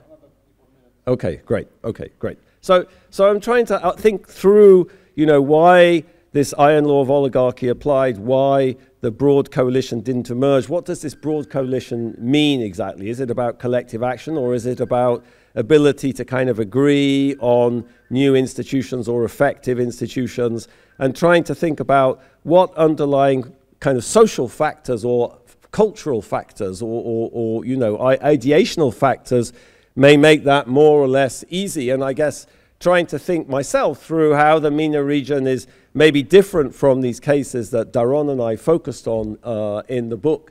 And I think trying to think about that, it must be also important at the same time that, you know, if you look at the MENA region, what you see now, what I see, is the rise of these very successful illiberal states. You know, in the Gulf states, Saudi Arabia trying to do the same thing. So while you have Tunisia, you know, malfunctioning, or Lebanon, you know, GDP per capita falling by 50% and kind of total inaction in Lebanon, you know, the banking system shuts down, nothing happens. You have these other illiberal stories, you know, which look like a success. And I have to say, as a social scientist, you could say, this is not just about the Gulf. What about China? What about Singapore? What about South Korea? You know, what about Taiwan? You know, that social scientists haven't managed to tackle well the rise of these illiberal development successes. It's not just the last 10 or 20 years, it's the last 50 years. So that's a challenge for all of us. You know, and I would say, you know, I missed this slide here. No, I won't go back to it, because never go back in life. Yeah. So I went back to the preface. But, you know, thinking about this, I'm not an expert in the MENA region. You know, most of my work, you know, for the last 20 years has been in sub-Saharan Africa. And I thought, you know, if I thought about the problems in creating liberal democratic states in sub-Saharan Africa post-independence, I'd think about underlying cultural and structural factors. You know, I'd think about the fact that, you know, liberalism is very fixated on individual rights, kind of in the absence of obligations, you know. But most African society is much more collectivist and focused much more on the community and people's relationship to the community and people's notion of personhood, which is intimately connected to the community in a way that's not true in Western, highly individualistic society. I think about the fact that, you know, Africans like to make decisions by consensus. The legitimate way to make a decision in Africa is not through majority rule, but it's via consensus and attempting to reach a consensus. And the fact that, you know, African political society historically was extremely decentralized and very badly matched to modern nation states, these huge nation states with hundreds of disparate social contracts all matched up together. You know, and in fact, thinking about, you know, looking at success stories in Botswana, you know, like success stories in Africa, like Botswana and Somaliland, actually, they don't look like Western democracies. Botswana doesn't look like it's very well governed, but it doesn't look like a democracy, a Western democracy. Sure, there are elections, the same party's been in power for 40 years. It always wins. Okay, that's actually not where the politics is. The politics is not in the presidential palace. It's not in elections. Governance is not achieved by threatening to kick somebody out of power, because the Botswana Democratic Party never loses power. Politics is at the local level. Politics is through the traditional institutions like the Hotla, which were kind of modernized in the 1960s and built into the modern state. So, and it's a pretty illiberal type of system also. It functions, you know, and it fits with the culture in many ways. And I would say the same thing. I've been doing some research in Somaliland, you know, last year, and going forward, I hope. You know, Somaliland, the success of Somaliland is somehow similar to that. Like, it's built in the cultural context. It's not terribly liberal. You know, it built the clans into the modern state, but it works in the context of their own cultural system. So I'm going to come back to that thought. All right. And when I think about this, you know, thinking about Somaliland or Botswana, or thinking about how political culture in the MENA world is sort of distinct from Western political culture in many ways, I think, you know, we're still, and I think Timur's book kind of suffers from this, you know, it's sort of freedom's delayed. Like, his idea is, you know, civil society will get organized in the Middle East, Islamic law will kind of deteriorate, and then we'll have, you know, something like the Glorious Revolution or whatever. I have to say my current way of thinking about this is that it's probably completely delusional. You know, the world is very different, cultures are very different, and, you know, we've all been living in this, you know, end of history sort of moment, you know, where, like the Francis Fukuyama kind of idea that we're all converging, you know, to Western liberal democracy. So Frank, you know, always says that I never made the claim, that the positive claim that everywhere is converging to liberal democracy. But I did make the normative claim that there's only one justifiable political system. That's complete nonsense. I think that's even more wrong than the positive claim, actually. There are many different justifiable, legitimate political systems, and it's ridiculous to say that liberal democracy is the only one. I don't think they have liberal democracy in Botswana, but I do think it is a legitimate political system. You know, we're in Morocco, you know, there's a king, you know, but is that, no, I'm British, you know, we have a king, by the way, you know, incidentally. Is that not a legitimate? Yes, it is legitimate. It's incredibly popular. It's much more popular than the elected politicians. Okay, so and I've worked in many parts of Africa with traditional political institutions that don't look anything like liberal democracy, but are extremely popular. Okay, so let me shut up. This is my last slide, I promise. Okay, and where am I going with this? I think that any type of political institutions has to have some instrumental justification. You know, we like it because it generates good public policy, it reduces poverty, it provides economic growth, it provides, you know, freedoms or whatever, of whatever kind we value, okay? But it's not a magic wand. Think about the Tunisian case. You know, we know on average it's true that liberal democracy generates better provision of public goods and more rapid economic growth, but we also know there's terrific heterogeneity. And that's what's going on, that's what went on in Tunisia. They created liberal democracy, but it went on with clientelism, with corruption, with the type of phenomena and the type of mechanisms that are not conducive to good public policy, not conducive to, you know, so it's not a magic wand, okay?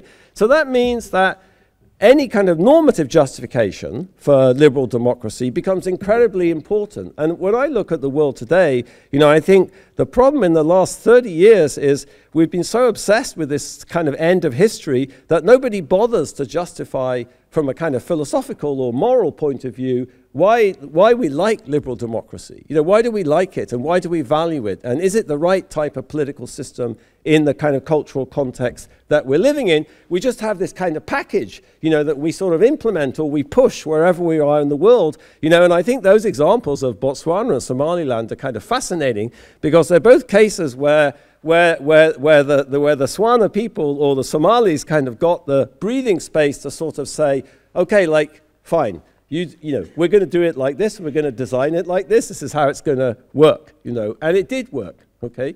So I'm sort of saying, you know, this is, yeah, sure, it's about designing institutions to make democratic governance more effective and stuff, but it's also about ideas, and it's about trying to justify why we want this and what we value, what we care about here. It's about very much about these normative justifications.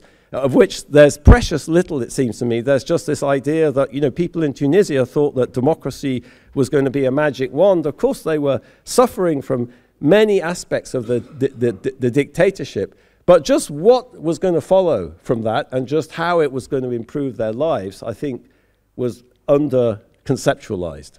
Okay, sorry, I talked too much, did I?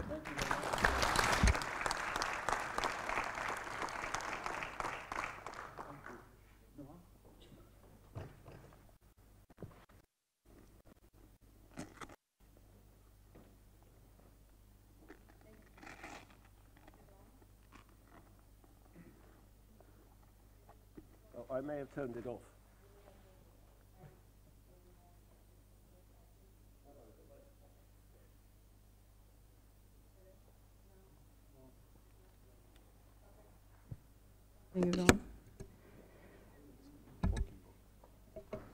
Okay, you can hear me now. Okay, thank you. Thank you, ERF, for this invitation. Thank you for being on such a wonderful first plenary with distinguished colleagues and a very distinguished panel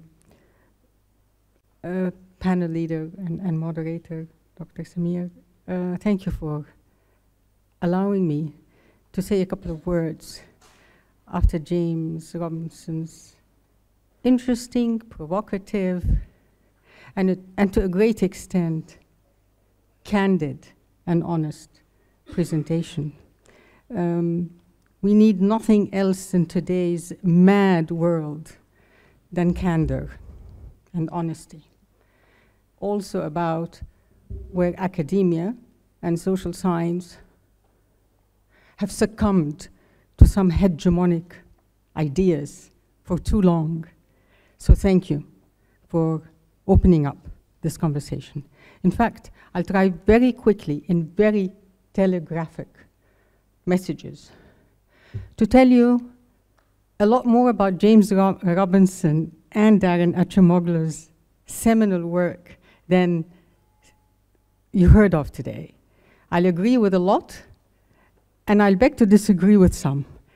But I'll be telegraphic because I don't have that much time. So before massacring my reputation and my ideas, have mercy on me thinking I was just telegraphic, okay? So allow me quickly to run through some of the very useful nuance that both James Robinson and Darren Acemoglu have given us through their seminal works. And I'll tell you where I see they've had a good chunk of knowledge that provide explanations for the Middle East and North Africa, but also where I may slightly push for some extra work on our part, all of us in the community of social sciences.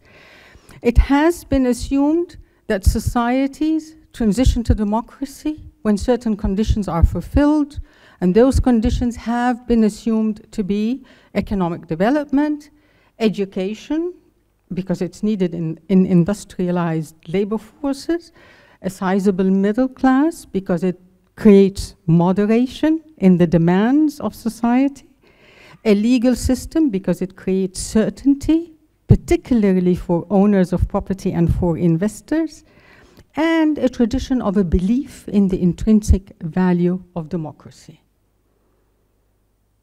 This is the terrain where James and Darren and other colleagues have been working for years with those assumptions, axioms about development. The nuance they introduced was as follows. Inherent conflict among social classes drives history. And the social classes in their case were classes to be defined by political and economic power. And there was a lot of contingency in what they said. Nothing was inevitable. There were lots of moments where things could go in either direction in that conflict between those who owned political and economic power and those who didn't. Second, the second nuance they produced, very important for our region and many others in the world, inequality. inequality drives social unrest. And that's the moment when the elites think it's getting to be too much now. The risk of rebellion is credible. So we need to do something to stave off revolutions. And here is a moment in their work which is fascinating, because here is where either the elite decides to oppress or to democratize. And they talk about the cost of oppression and the cost of democratization. Here is a moment where society, on the other hand, says we are demanding democracy. But how do we demand it in such a way that doesn't scare away the elite too much? These are the subtle conversations that happen in democratization processes through all sorts of indicators and signals. If we get too much into the details of the headlines of newspapers, we lose a lot of those nuances. I beg you in the future, when you look at the newspaper every morning, not to get caught into those details. These are the weeds. And reach to a bigger and higher story. The third nuance that comes out in the work is something very important to MENA, which is to handle inequality, both society and elites need to decide on the policies of redistribution. They don't talk much about what is now important to us in the Middle East under this theme of redistribution, which is how do you design policies of social transfer and social protection, and who will pay for them? This is key here in this region. Because of the high rates of inequality in this region, we have to worry about policies of social protection and social transfer, and much more so, how are we going to pay for them? Because at the end of the day, we ended up paying for them by debt, by taking loans that the future generations will not be able to pay for. So the fourth nuance that comes out in their incredibly seminal work is the importance of inclusive institutions, and that you heard James talk about. Not extractive, but inclusive. And I think to a great extent, this is important also in the MENA region. And it takes us back to the question of how are we going to design public policy, who is going to design it, who is paying, and how are the transfers going down to those who really need it. And here you find in the MENA region a lot of work that has been done already on social transfer policies and social protection policies, whether it is in Egypt or in Morocco or in Tunisia, and these are important conversations to continue to have. Of course, the second sub-theme on inclusive institutions is the design of political institutions. And here again, Tunisia and Egypt diverge greatly. Tunisia tried inclusive political institutions. Egypt gave up on that early on in the revolution because of the kind of military institution that decided to protect Egypt from all the conflict that was going around it. So they just gave up too early on inclusive institutions. Tunisia tried, but failed, I would say, because the miserable failure was actually on the social protection and the social justice issue, where in Tunisia that's very important, particularly if you link it to regional disparity of income, wealth, and development. Then comes the fifth nuance in James's work, which has to do with the important role of collective action on the part of society and civil society. And here is where I say we still lack a lot of work, particularly on measuring civil society. There are no less than 7 big institutions around the world today trying to measure civil society and create indices for civil society. James used one of them, but there are very, very many more. And we need to figure out in the Middle East, as social scientists, how are we going to contribute to the work on measuring civil society, because it helps us understand also his other major theme, which is broad coalitions.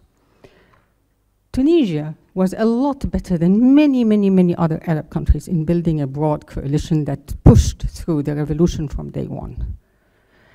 Yet, it stopped at a certain point in time. In the case of Egypt, the polarization was clear from day one and continues to be there.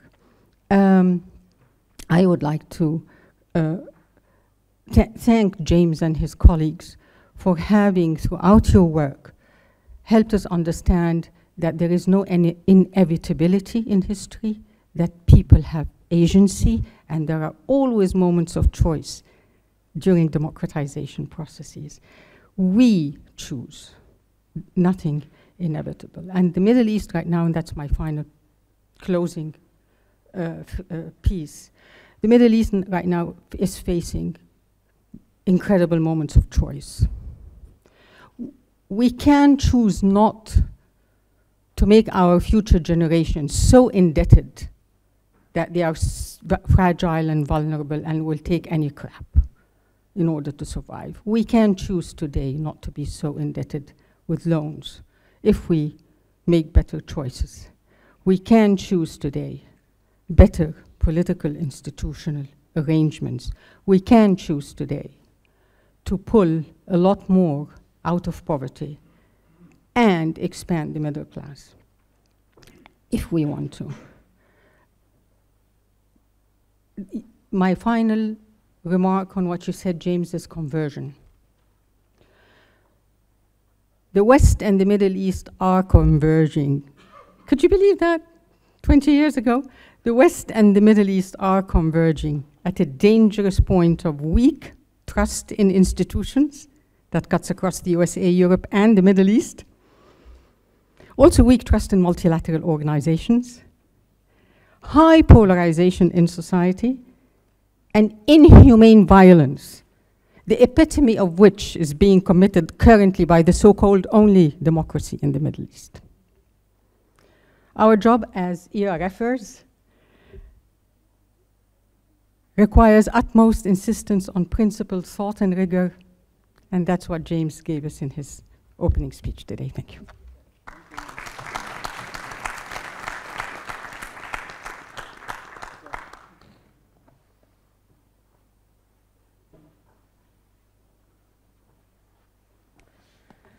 Thank you very much. Very inspiring and very provocative ideas that are surfacing, and I really appreciate being part of this panel and part of this interesting discussion at a very critical time in the region. Of course, when we think about the MENA region, we're not thinking about the homogeneous set of countries. It's actually a fascinating study in contrasts. You know, you have in this region some of the wealthiest countries and some of the poorest countries as well. And what the region has in common is that it's the politics, the economics, the social aspects are very much intertwined. And of course, with a colonial legacy that impacts the decisions and the thought process inside the region, the impact of religion, the impact of tribal and clan affiliations, and the struggle of democracy and human rights form and shape the relation between the government and its citizens. So this is important to think about. In my remarks, I want to focus on 3 points from the perspective of IDRC and from linking all this to development and development research. First, to provide maybe another perspective about the Arab Spring and whether or not it has brought positive as well as negative changes. Second, I want to allude to the build in the local expertise and the concept of localization, and how at this critical time in the region's progress, that we can also think about how important is decolonizing knowledge and how we can use the local expertise in order to drive some of the important decision making that has to do with development and growth. So of course the Arab Spring was a historic moment that took the region and the world by surprise. But it showed the power of the people to voice their concern, demand change, and challenge the status quo. It resulted in overthrow of long-standing regimes, but also emerged a lot of conflict and inequalities. It opened the political space, but it also exposed deep divisions as well. It sparked a wave of cultural and social movements that would not have happened otherwise, and also faced backlash from conservatism and authoritarian forces. So we could think of the Arab Spring as a failure, but also societal change does take time, and we're talking about 10, 15 years, and I don't think that the story is over yet. I think it's actually unfolding beyond our own eyes. What I really refer to when I talk about having experienced also the ups and downs of the aspirations of the people rising to change and then being faced with resistance, the resilience of the people to continue actually on demanding different changes and different social and economic rights.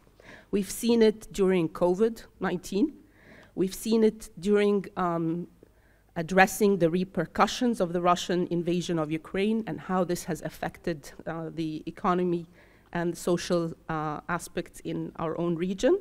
And we are seeing it now as we're witnessing what's happening in Gaza and how people are standing up and continuing to demand their freedom. I also want to say that post-Arab Spring in particular has unleashed quite advantages, particularly with young people.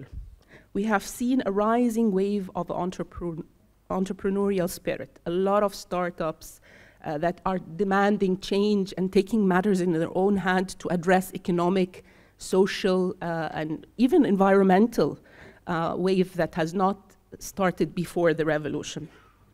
The independent rise of art and culture, and on some of the thorny topics that were not addressed before the revolution. So this is really important aspect. And of course, with the wave of digitalization, we're finding a lot more voices that are coming on digital media to reach new audiences that are trying to get away from the censorship and the control. These are positive initiatives, and I say those are really positive local initiatives that I think organizations that are working to support development have to really capitalize on. So this is a key lesson from the Arab Spring, the value of localization. And it means also that there is an importance to respect the specific contexts, cultures, and challenges of the region, and to use local experiences and knowledge in order to address solutions that are meeting the aspirations of the people, but also are convenient and that are suited to the opportunities. I want to give an example of how we can actually use localization as a way in order to address some of the emerging challenges. I mean, other colleagues have talked about climate change, the energy transition, the challenge now with the digitalization. So one project that IDRC is supporting is in actually collaboration with the Economic Research Forum, the Middle East Institute, and the Lebanese Center for Policy Study, is trying to understand the energy transition and its implication on small, micro, and medium enterprises. Using local researchers, local expertise to see how the policies could be informed by the existing challenges and opportunities that exist.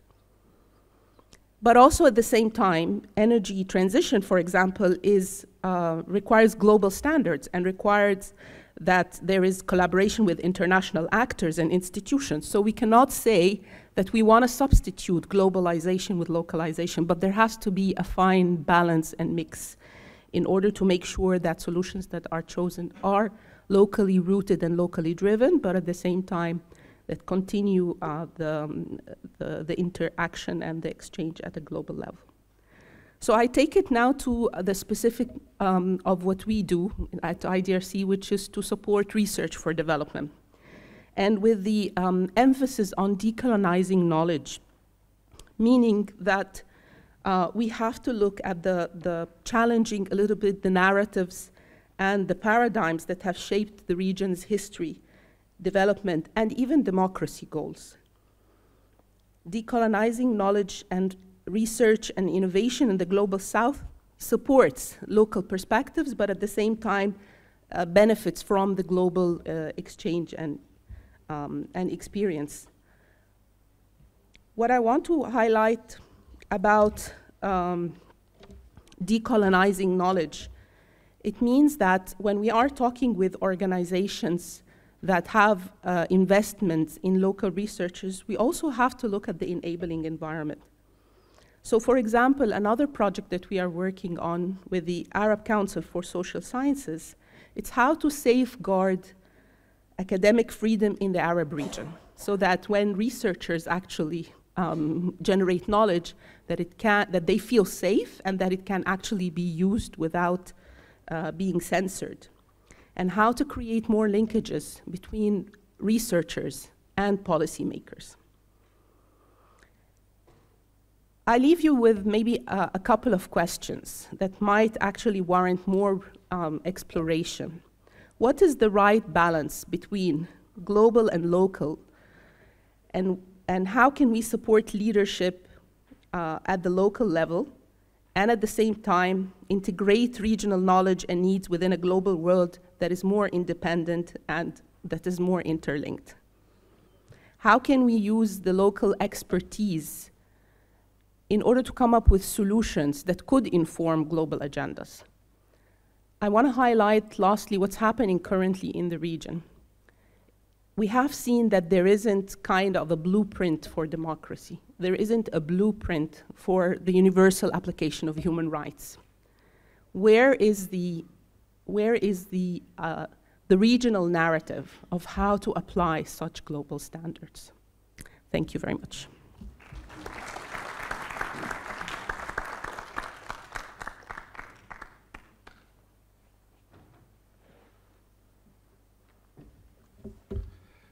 Is it working? Yes. Thank you very much. I'm Carl Bernadac from the French Development Agency. I want to thank ERF for the kind invitation to share with you, and UMCSP for hosting us and stimulating the debate. And I must say I'm grateful to be part of the discussion and humbled as well, and challenged. It's not the easiest panel to be on from the perspective where I'm talking from, but I will try to give a few points. And first of all, when I was mentioning the partnership with ERF and responding to our colleague from DRC, it's quite important in this, you know, what you mentioned of localization or decolonization of research. For us for Development Bank, European Development Bank, we have a research program, and one of our principles is to do research together, because it's very important where are we thinking from. So I'm grateful of the partnership we can have with ERF, UMCSP, and other research centers from the region and the countries where we are intervening. Then I want to thank Professor Robinson for your brilliant presentation. I will try to give a few points. From my perspective, who brings us as AFD, humility and stimulus.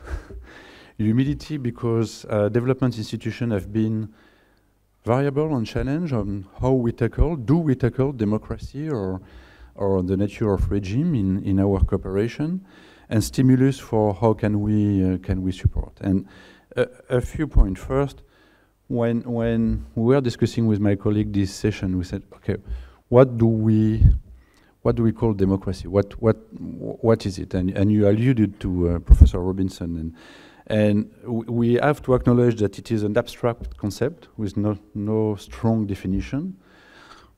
One definition can government by discussion. Once you have said that, you open more doors than you close them. It's multidimensional. You alluded to as well. Do you understand it at a local level, at a central level? We're talking after the sanitary crisis about inclusive or democratic sanitary challenges and so forth. And it has been contested. Is it a universal outreach? And we have to acknowledge the variety, and you alluded to as well, because Robert Dahl have in 98, given some I would say guarantees for free democratic regime, electoral democracy. But scanning in 2021, it's true, as wrote in numerous papers on different type of regime. So it gives us the nuances, and even if we stay at the scale of state, to simplify the purpose, give us nuances between electoral, liberal, participative, deliberative, egalitarian, majority, and consensus. Some of them that can be complementary, and some others that can be more mutually exclusive. And so this is the part of humility and recognizing the diversity of democratic regime. Then I will indeed abound in your stance of, no, it's not the end of the history, it hasn't been. And maybe for that emphasize 3 phases and how development institutions have positioned themselves in these 3 phases. We had a first one in the 1950s to 1990 with a slow democratization, and we were in a time of where we believed in the theory of modernization. First, economic growth, welfare, and then democracy will come. And development institutions were not, focusing on the nature of regime. They were not quite interested in or involved in that.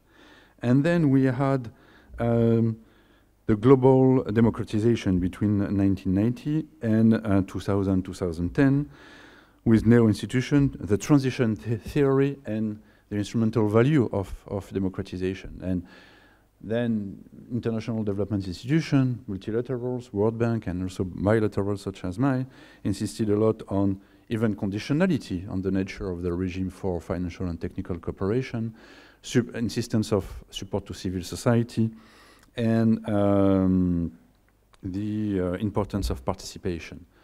Sometimes with oversimplification, we must acknowledge, so this is again the part of humility. I remember a course with Plenary, and she referred us to a book, the Tyranny of Participation, the way sometimes it was understood and practiced by institutions to do, for those involved in development, what we called rapid rural assessment, where indeed you only reveal the voice of the powerful, but it's not participation really. So we have to be modest on what we understood at that time. And then from now on, from 2000, 2010, a backlash. We see that in the I would say the nature of, by Vedem, the 4 or 5 nature of regime. So a backlash and an erosion. So it's kind of an hybridization with some challenges of polarization. I will come back after. And for institutional development and international cooperation, we have to acknowledge also the fact of re-geopolitization of international cooperation, the management of crisis, and a strong focus from that time on global public goods and climates, for instance. And I will come back because there was an interesting point by the director from the central banks, and you alluded to as well on democracy and environmental. I will come back to that at the end. So a bit the 3 phases, and indeed we are not at the end of the history. My third point would be on you alluded to the instrumental value of democracy, and indeed if we understand development as economic growth or income per capita, or even the development index, the Human Development Index by the UNDP, the UN Development Agency, there's no correlation. I'm sorry for my lack of digital application, but you will see it clearly enough from here. This is Human Development Index, and this is Index of Democracy. So all you need to see is there is no correlation.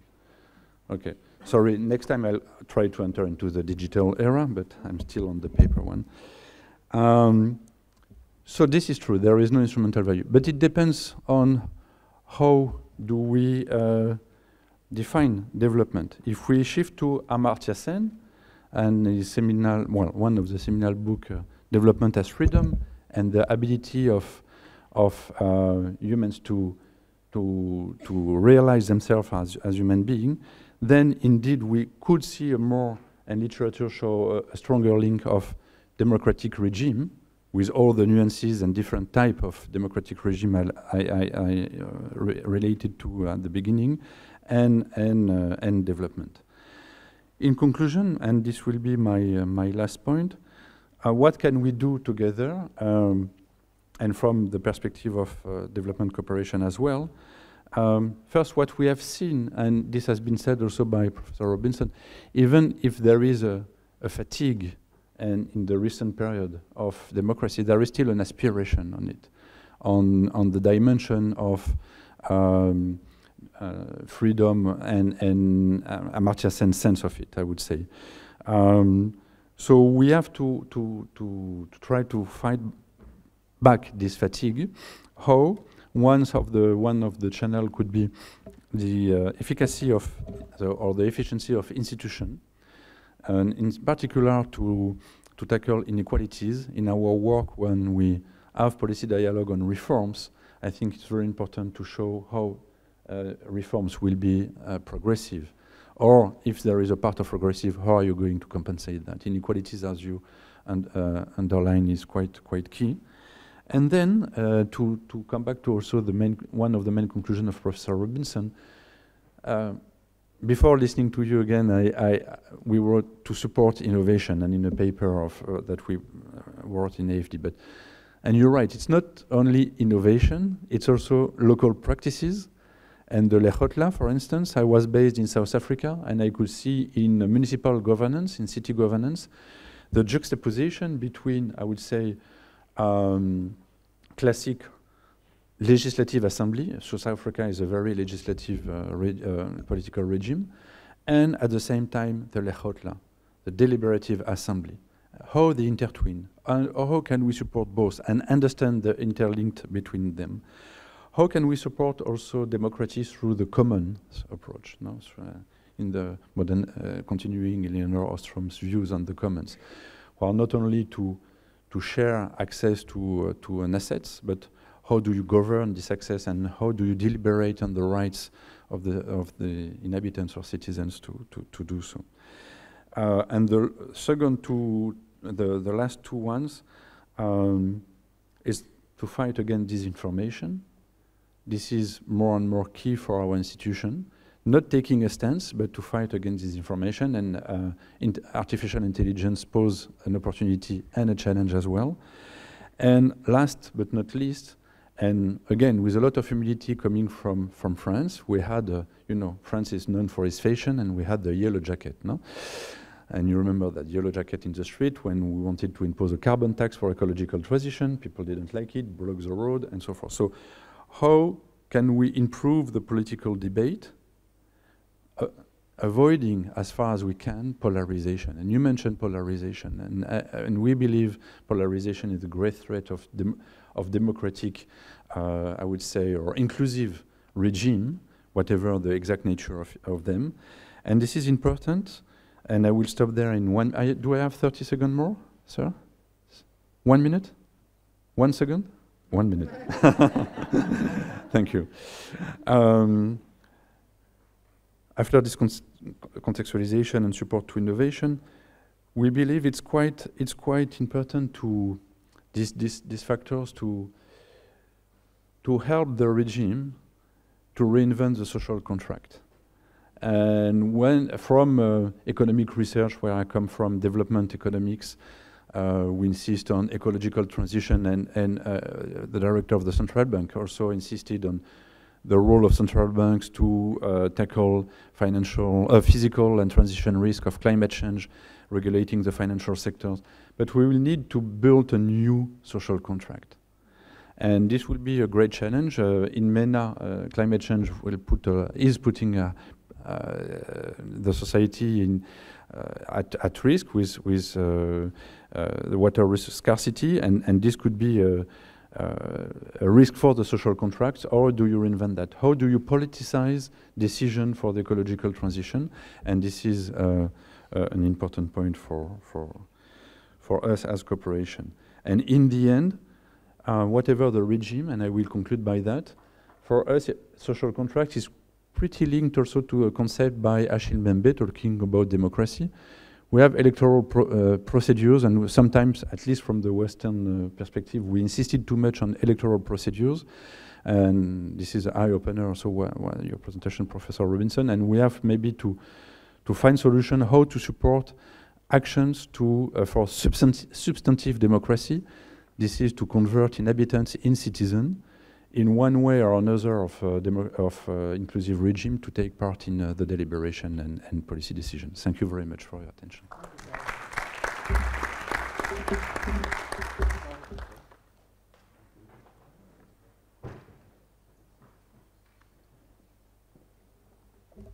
Just gonna set my alarm watch. Bismillah, assalamu alaikum. Good morning, everybody. Thanks to ERF for organizing this very important 30-year anniversary of the annual meeting, and for inviting me to participate in it, and for holding it actually in Morocco, a country that's very dear to my heart, where I spent many formative years of my life. I must admit I was a bit surprised when Jim Robinson shared with us his keynote address, and the title in particular, one that resonated with me quite a bit. Partly for many reasons. One of them was the fact that the last plenary I think I participated in at the ERF annual meeting took place during the Arab Spring, sometime in 2011. I think I may have joined by video, or I was there in person, and the discussion at the time was about this incredible moment of hope and change, and possibilities for transformation in the region. So a little over 10 years later, I'm here commenting on a title that essentially starts off with, why did the Arab Spring fail? That's the last thing one expected back then, if I were to go back and just take a snapshot of how people in the room were looking, reacting, and speaking. But I did listen to what you've shared and the various interventions of my colleagues, and I just want to react with a quick set of remarks, of footnotes, qualifications, etc. The first thing I want to start off with is to maybe disagree with the title of Jim Robinson's talk. I think it's very fashionable to say and to claim and to write that the Arab Spring failed. That's what autocratic regimes and their allies in the West, foreign policy realists included, were for a very long time telling the region. It started in 2013-14. This thing has failed, move on. And I think it's important to kind of stop and ask the question, if it failed, how did it fail? And if it didn't, in what ways it didn't? I think at least we can agree, leaving this question aside for a moment, that the Arab Spring uprisings have been transformative. They've changed the region. Everything you see in the region today is partly accounted for with what happened in 2011 and 12. Domestic policies, regime crackdowns, democratic backsliding, autocratic consolidation, even regional politics has changed on account of the Arab Spring, suggesting, in fact, that the transformative effect is still unfolding, and with it will probably come another of other developments down the line. I think what I felt was missing from the very important keynote and the question that Jim raised, and this is where, again, I'm reflecting mostly on practice and observation as opposed to academic writing and real study of this. What was missing was the regional and international context. Everything happened within the Arab Spring without somehow, I'd say, adequate, serious attention to what was happening in the region, how the region reacted, and what was happening abroad. From that perspective, again, I'm going quickly through a set of remarks. In my at least humble reading of things, the Arab Spring took place at the wrong time. The world was not 1990. Global politics has changed. The US was retreating from the region. You had the emergence of new actors feeling very insecure, very uncertain, especially in the Gulf. The disastrous invasion of Iraq, disrupting the regional order. And all of this is a very quick way of saying that context matters. The transition in Eastern Europe partly succeeded because it was a very different context. It was the unipolar moment, the West had won. There were no challengers, everybody was interested. This was not the case in 2011 and 12. Not only that, I'd say the world, in many ways, starting with regional actors, but also international actors, conspired systematically to undermine and defeat the Arab Spring. They did. They walked away, or they aided and abetted forces and countries that had worked to undermine it. Why do I say this? And I could say a lot more, but I'm saying this because I think the notion of this important coalition that would work to oversee and shepherd a fragile transition really is key in what Jim said, and in partly that failure. To say that there were no coalitions that emerged, that groups did not come together to try and make this happen, would be unfair.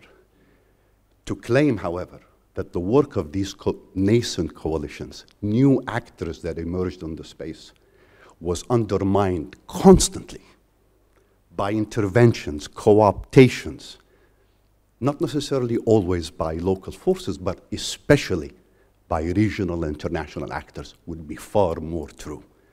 It is this polarization and the fragmentation of the initial new actors and the coalitions that emerged that, in my view, was at the heart of the inability to shepherd these transitions forward.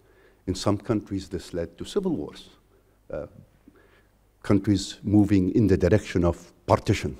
Think of Libya, think of Yemen. In other cases, it created enough uncertainty and fear and paranoia and fragmentation within the elites that were part of this transition so as to legitimize coups, legitimize crackdowns, legitimize violence by the very actors who were supposedly part of a transition to better governance and democracy. International context matters, regional context matters. I think this discussion is important, if only because we have not done a proper stock-taking exercise of what went wrong. We bought into this fallacy that the Arab Spring failed. It's over. Regime stability, autocratic regime stability, is here to stay. In fact, we actually bought into this fallacy in 2009-10, when it was very common to say, no change in the Arab world, these regimes are stable, they're strong, and yet we woke up in 2011 and 12 and saw change, profound change, surprising us. But in a context, I would argue, that made it difficult for these local domestic coalitions lacking experience to operate independently without constant interference, constant undermining by regional players and international players. I think this matters a lot for the kind of agendas moving forward.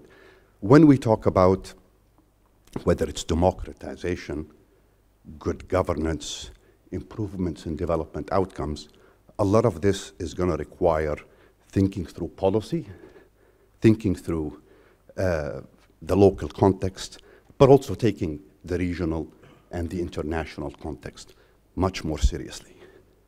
This, and I will end here, is going to be further complicated by what's happening now in the region. To think that Gaza is just going to be another blip in how the region reacts, in how people internalize information, and how people think about democracy, governance, our engagement with each other, our relationship with the West, is to make a grave mistake, in my view.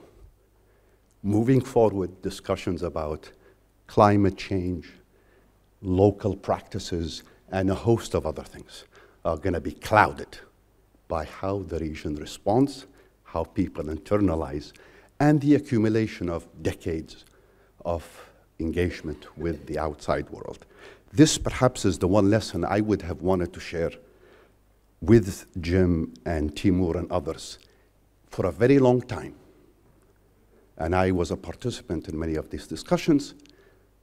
Questions about what is wrong with the region, what went wrong with the region, always focused on the region, its culture, its tradition, its religion, its history. I say enough of this. If there's a lesson I've learned in the last 20 years, working very hard to build bridges, to understand, and to work with others is, in many ways, and for a very long time, at least for 200 years, we in the region have not been given a chance to work quietly, independently, autonomously on our issues by the outside world. It's time for the outside world to take responsibility, to show the real humility, real modesty. In fact, when it comes to Gaza, I want an apology for how they've conducted themselves. The people who've stood on the sideline and watched everything that is still happening before our eyes have no standing to come and lecture us on democracy, on good governance, on respect for human rights, and certainly not on climate change and the things that matter to them. These are just a few comments I wanted to share with you. Thank you for the time you gave me.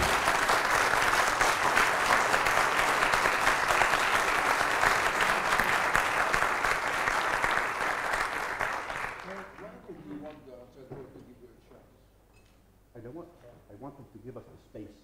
Why would you want to expect that? That's a different discussion.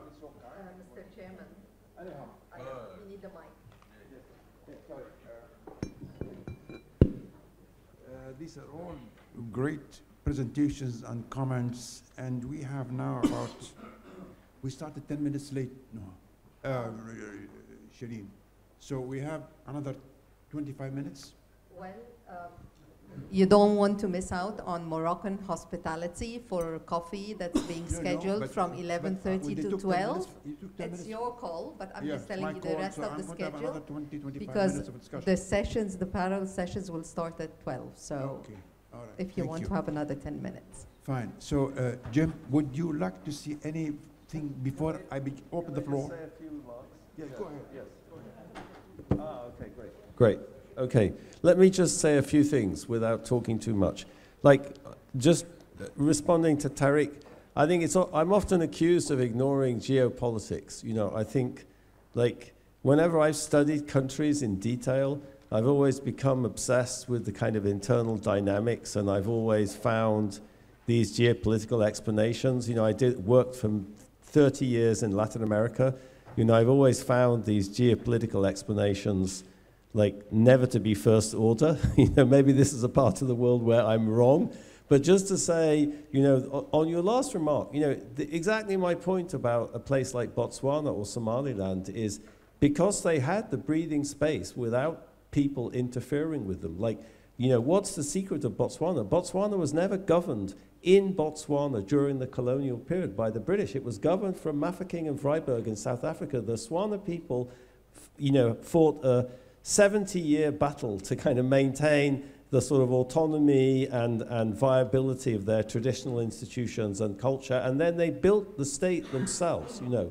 Same in Somaliland, you know, same in Somaliland. So I think that's sort of, you know, so I really agree with that, you know, and that is a problem, you know, that kind of meddling. Let me say another couple of two things very fast.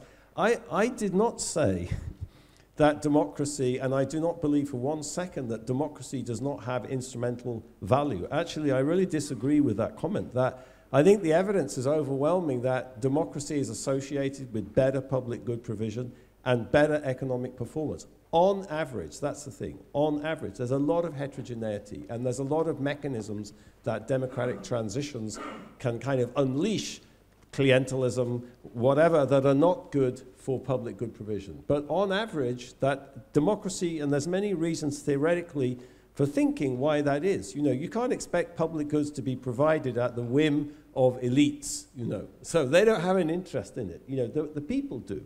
So I just wanted to kind of clarify my position on that.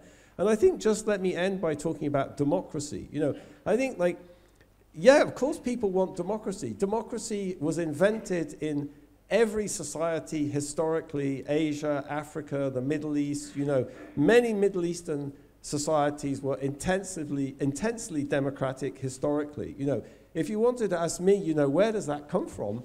Think about human history. You know, it's deeply embedded in a history of egalitarianism of the human species. You know, what we can conjecture about ancestral human society is that it was very egalitarian. Like for me, you know, democracy is a sort of institutionalization of that egalitarianism. But I also think the fact of the matter is humans are very good at rationalizing hierarchy. You know, we're very good at living with hierarchy and rationalizing hierarchy, and most successful institutionalizations of democracy somehow make compromises with that. You know, the British case is, you know, and there's different reasons for that. One is exactly the reason that you were alluding to, Noha, which is that you have to make compromises to elites, to the security of elites, you have to get them to live with the system, you know. But I also, that's part of it, but I think part of it is also King Charles I touching lepers, you know, to cure them, which is that the origins of kingship are, you know, honestly to do with mediation between the supernatural world and the natural world. That's the fact of the matter. And,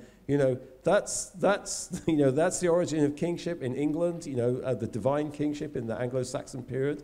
And so there are aspects of that, these hierarchy, you know, and the legitimacy of hierarchy, which are also very deeply rooted in human evolution from my perspective. So I think everyone, it's very natural to think that everyone aspires to democracy. The issue is how you institutionalize it in different cultural contexts. And I don't think there's one simple model of that. That's all I want to say. Thank you, James. Okay, the floor is open, and I will take one, two, I'll take three at a time. One. Go ahead, Hassan. Thank you very much. Yes. Noha, Hassan, Noha, and who is the third? Huda. Okay, go ahead. Go ahead, Hassan. Yes, sir. Let's make it short. Very short. A couple of observations. Sure. We have publicized it a lot that the fact that the Arab Spring was leaderless or headless, and the way the action of the movement was characterized.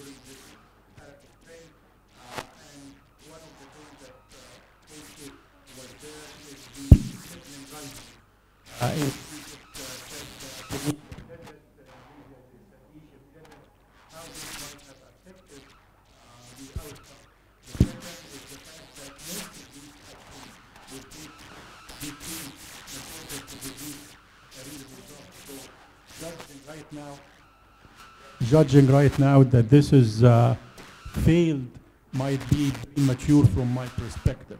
You need a second wave and third wave.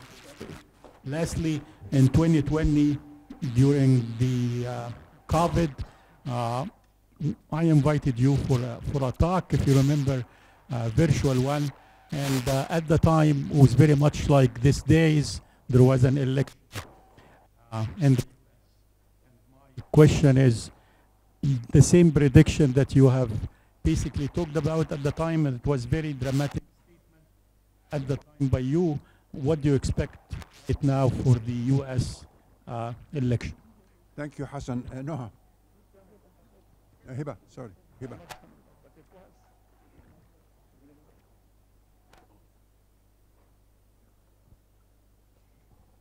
I want to make two statements very fast. One is that in my view, one of the dramatically democratization processes is via the SDGs in our part of the world.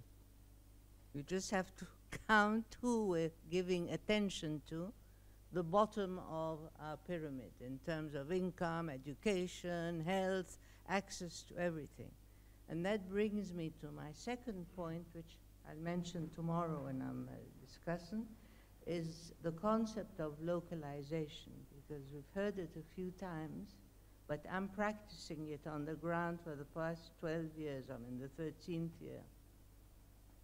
And just what it says in summary is if you want to institute and work on the SDGs, then do it through localization. Instead of working across the board with GDP per capita, whatever, everything's per capita, we have a fantastic poverty map, each and every one of our countries. So you start with those at the bottom of the pyramid. It's as simple as that. Thank you. Thank you, Hiba. The third speaker.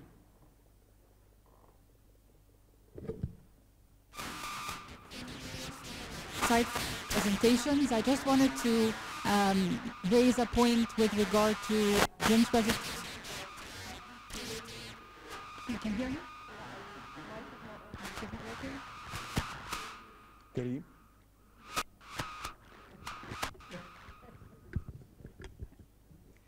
Yes, I just wanted to raise a point with regard to creating a broad coalition. With regard to Egypt, I think in particular, a major reason for perhaps the failure of civil society was that, of course, the Mubarak regime was very successful in actually infiltrating that civil society before the Arab Spring. But then the other thing, of course, is that we had a lot of very strong politically connected firms and businessmen and women who were very much instrumental in ensuring that the previous status quo remained in power. So under these very extractive economic institutions, to borrow a phrase from your book, is there a role for political transformation that could eventually lead to economic inclusive institutions? Thank you. Thank you. I'm going to the floor now. Well, let me just have the Jim and the rest of whoever is going to like to answer. Would you please answer these questions briefly as possible? Yeah, go ahead, start. I mean, I find this perception that the Arab Spring, Jonathan Powell, who was Tony Blair's chief of staff who negotiated the Northern Ireland peace agreement, he always says, like, you have to fail many times before you succeed. If you look at the history of Northern Ireland, there were many failed negotiations, from which people learnt. People learnt what would work, what didn't work, what resonated, what was possible, what was not possible, where do we start the agreement next time. So I think there's something in that, so I can imagine that that's true. I have to say I don't see it. Like for me, what I see in the region is the rise of successful illiberal regimes, and the sort of catastrophic collapse of the state in Yemen and Libya and Syria and Lebanon, and but more than I do. You know more than I do about society. There's a very interesting Egyptian anthropologist whose name I'm blanking on, who teaches in Illinois, I think, who's written about this kind of micro change in the culture and the society. So I think that it's interesting, and I can imagine a world where that's true. Probably my knowledge isn't deep enough to speak to that. I'm certainly not going to talk about the U.S. election. I mean, I think Heba, your comment is sort of in that similar vein, that there is a kind of tectonic transformation at a local level in terms of people's organization and And I know, and I think that's very exciting. But I probably don't know enough. I don't know enough about it to really comment on that. And I think that the last comment, you're suggesting a kind of different hypothesis, which is actually, it was the nature of the extractive regime that made the transition very, very different. So it's not so much the civil society. It's the way the extractive institutions were organized. That made it very difficult to make this transition. And that may also be a very interesting source of variation that makes it different from many of the success stories that we looked at in the book. Yeah. Thanks. Noha, you have anything to say? Just on the last point, maybe we need to also dig a little bit deeper, not only in the mechanisms of extraction by the regime, but what is it that is being actually extracted to start with? The region has very, as we all know from earlier on, a very strong narrative of rentier assets, not productive assets. And now, to link that to Tarek's very potent point about the regional and the international context, I want to give you a message of warning. The region's asset has always been considered, the rentier asset has always been considered oil so far, and gas to some extent. Well, as violence increases around the world, also between the US and China, the geographical location of this region becomes yet another rentier asset, which is another curse that this region has. So you go from the assets of land, capital, and technology all the way up to the asset of your geographical location in a volatile world. And then you have a curse of big magnitude. Thank you. Briefly, Wissam, please. I want to get down. Thanks. I want to say one thing. I think one of the reasons why we have a bit of a crisis in our region is that there is also a disconnect between the thinkers and the policymakers. So that link between the one who study what's happening in societies, the one who study what's happening in the macroeconomic scheme and so on, and the ones who make the policy. And I think this is where, again, development partners, organizations, research networks like ERF can actually bridge that gap between how to translate the knowledge that's being generated into policies that actually inform. Because this disconnect will continue to keep us actually, backwards. And I want to build on the point that Khaled made at the end about, Tarek, made at the end about the stock taking, the Southern-led stock taking exercise about what lessons have we learned from the past, how do we take them on to the future. It's not going to happen by policymakers. It's going to happen by civil society, civil actors, by bringing to light examples that are working at the local level, that can actually demonstrate that by scaling such local successes, that actually change can progress. Thank you. Carl. Yes, thank you. Thank you very much. Very, very quickly, just to be in line with the comments on the scale of the analysis to talk about the failure or success of change in regime. And when I was alluded to the third phase of backlash or erosion of democracy, it was not specific indeed this phase to the region. We observe that in every region, every continent, and in every region in major countries. First point. The second point, indeed, as a French, I won't say that change of regime is done in one day. I mean, 10 years after the French Revolution, I won't say where we were, but certainly not in a stable parliamentarian democracy. I think we had 2 restoration, 3 empire, 5 republics. So timeline is important indeed.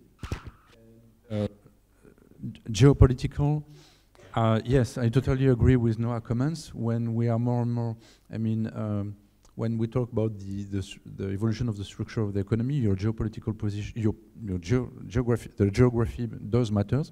We are talking about industrialization and nearshoring in certain regions.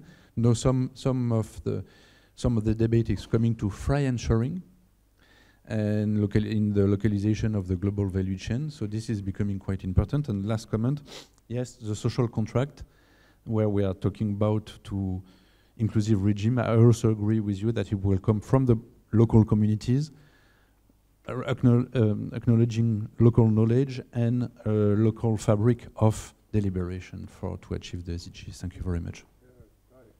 Do I have to say something? I have to? Okay. Yeah, so maybe just to end on a positive note, I think, and again, you're right, Jim, the starting point for my own intervention was geopolitics in the region and abroad. I didn't think I would be here talking about that, nor did I think a decade ago that these will prove to be, in many ways, very decisive factors in how the region will evolve. But in my view, they have. And in fact, they're responsible also for what we're looking at in the region. And so just by way of thinking about solving the problem, we do need a functioning regional geopolitical order, an order where countries feel safe, secure, because only then will they cooperate. The existing formula for that, or the formula that the US and some of its European allies have been pushing in the last 10 years, is not working. It's a formula that works as follows. Stability and peace and prosperity will come in the region, with the Arabs normalizing with Israel on the one hand, with Iran being cornered and isolated on the other hand, and with Turkey being excluded and marginalized at the very end. That order is not going to work. The pursuit of this formula through various initiatives we've seen has failed. And I think Gaza is the biggest testimony for why we are where we are today. So thinking positively about how to address this, I think post the conflict in Gaza will be important. Maybe 30 seconds by way of responding positively again to Jim. I do agree with you, the rise of illiberal developmental states in parts of the region here is fascinating. These countries are incredibly confident, ambitious, they have resources. They're not only trying to change the rest of the Arab world, they're actually trying to change the rest of the world. They're doing so in Africa increasingly. But the bet on autocracies elsewhere in the region to survive, to stay the course, to remain stable, to continue to deliver for their backers and sponsors abroad the way they delivered stability pre-Arab Spring, I think, is a wrong bet. It's a bad bet. It's not going to work. Who conceived of this and saw it a long time ago, better than me and you? It's the British group you cited in your talk, The Who. My favorite song from that group was Eminence Front. It's an eminence front. It's a Quran. It's a bunch of bullshit. And it's going to collapse at some point.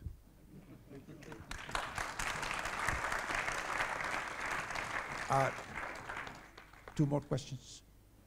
We're running into, there will be time for coffee. I just have to warn you. So you want me to end? Well, okay, well, thank you. Thank you very much.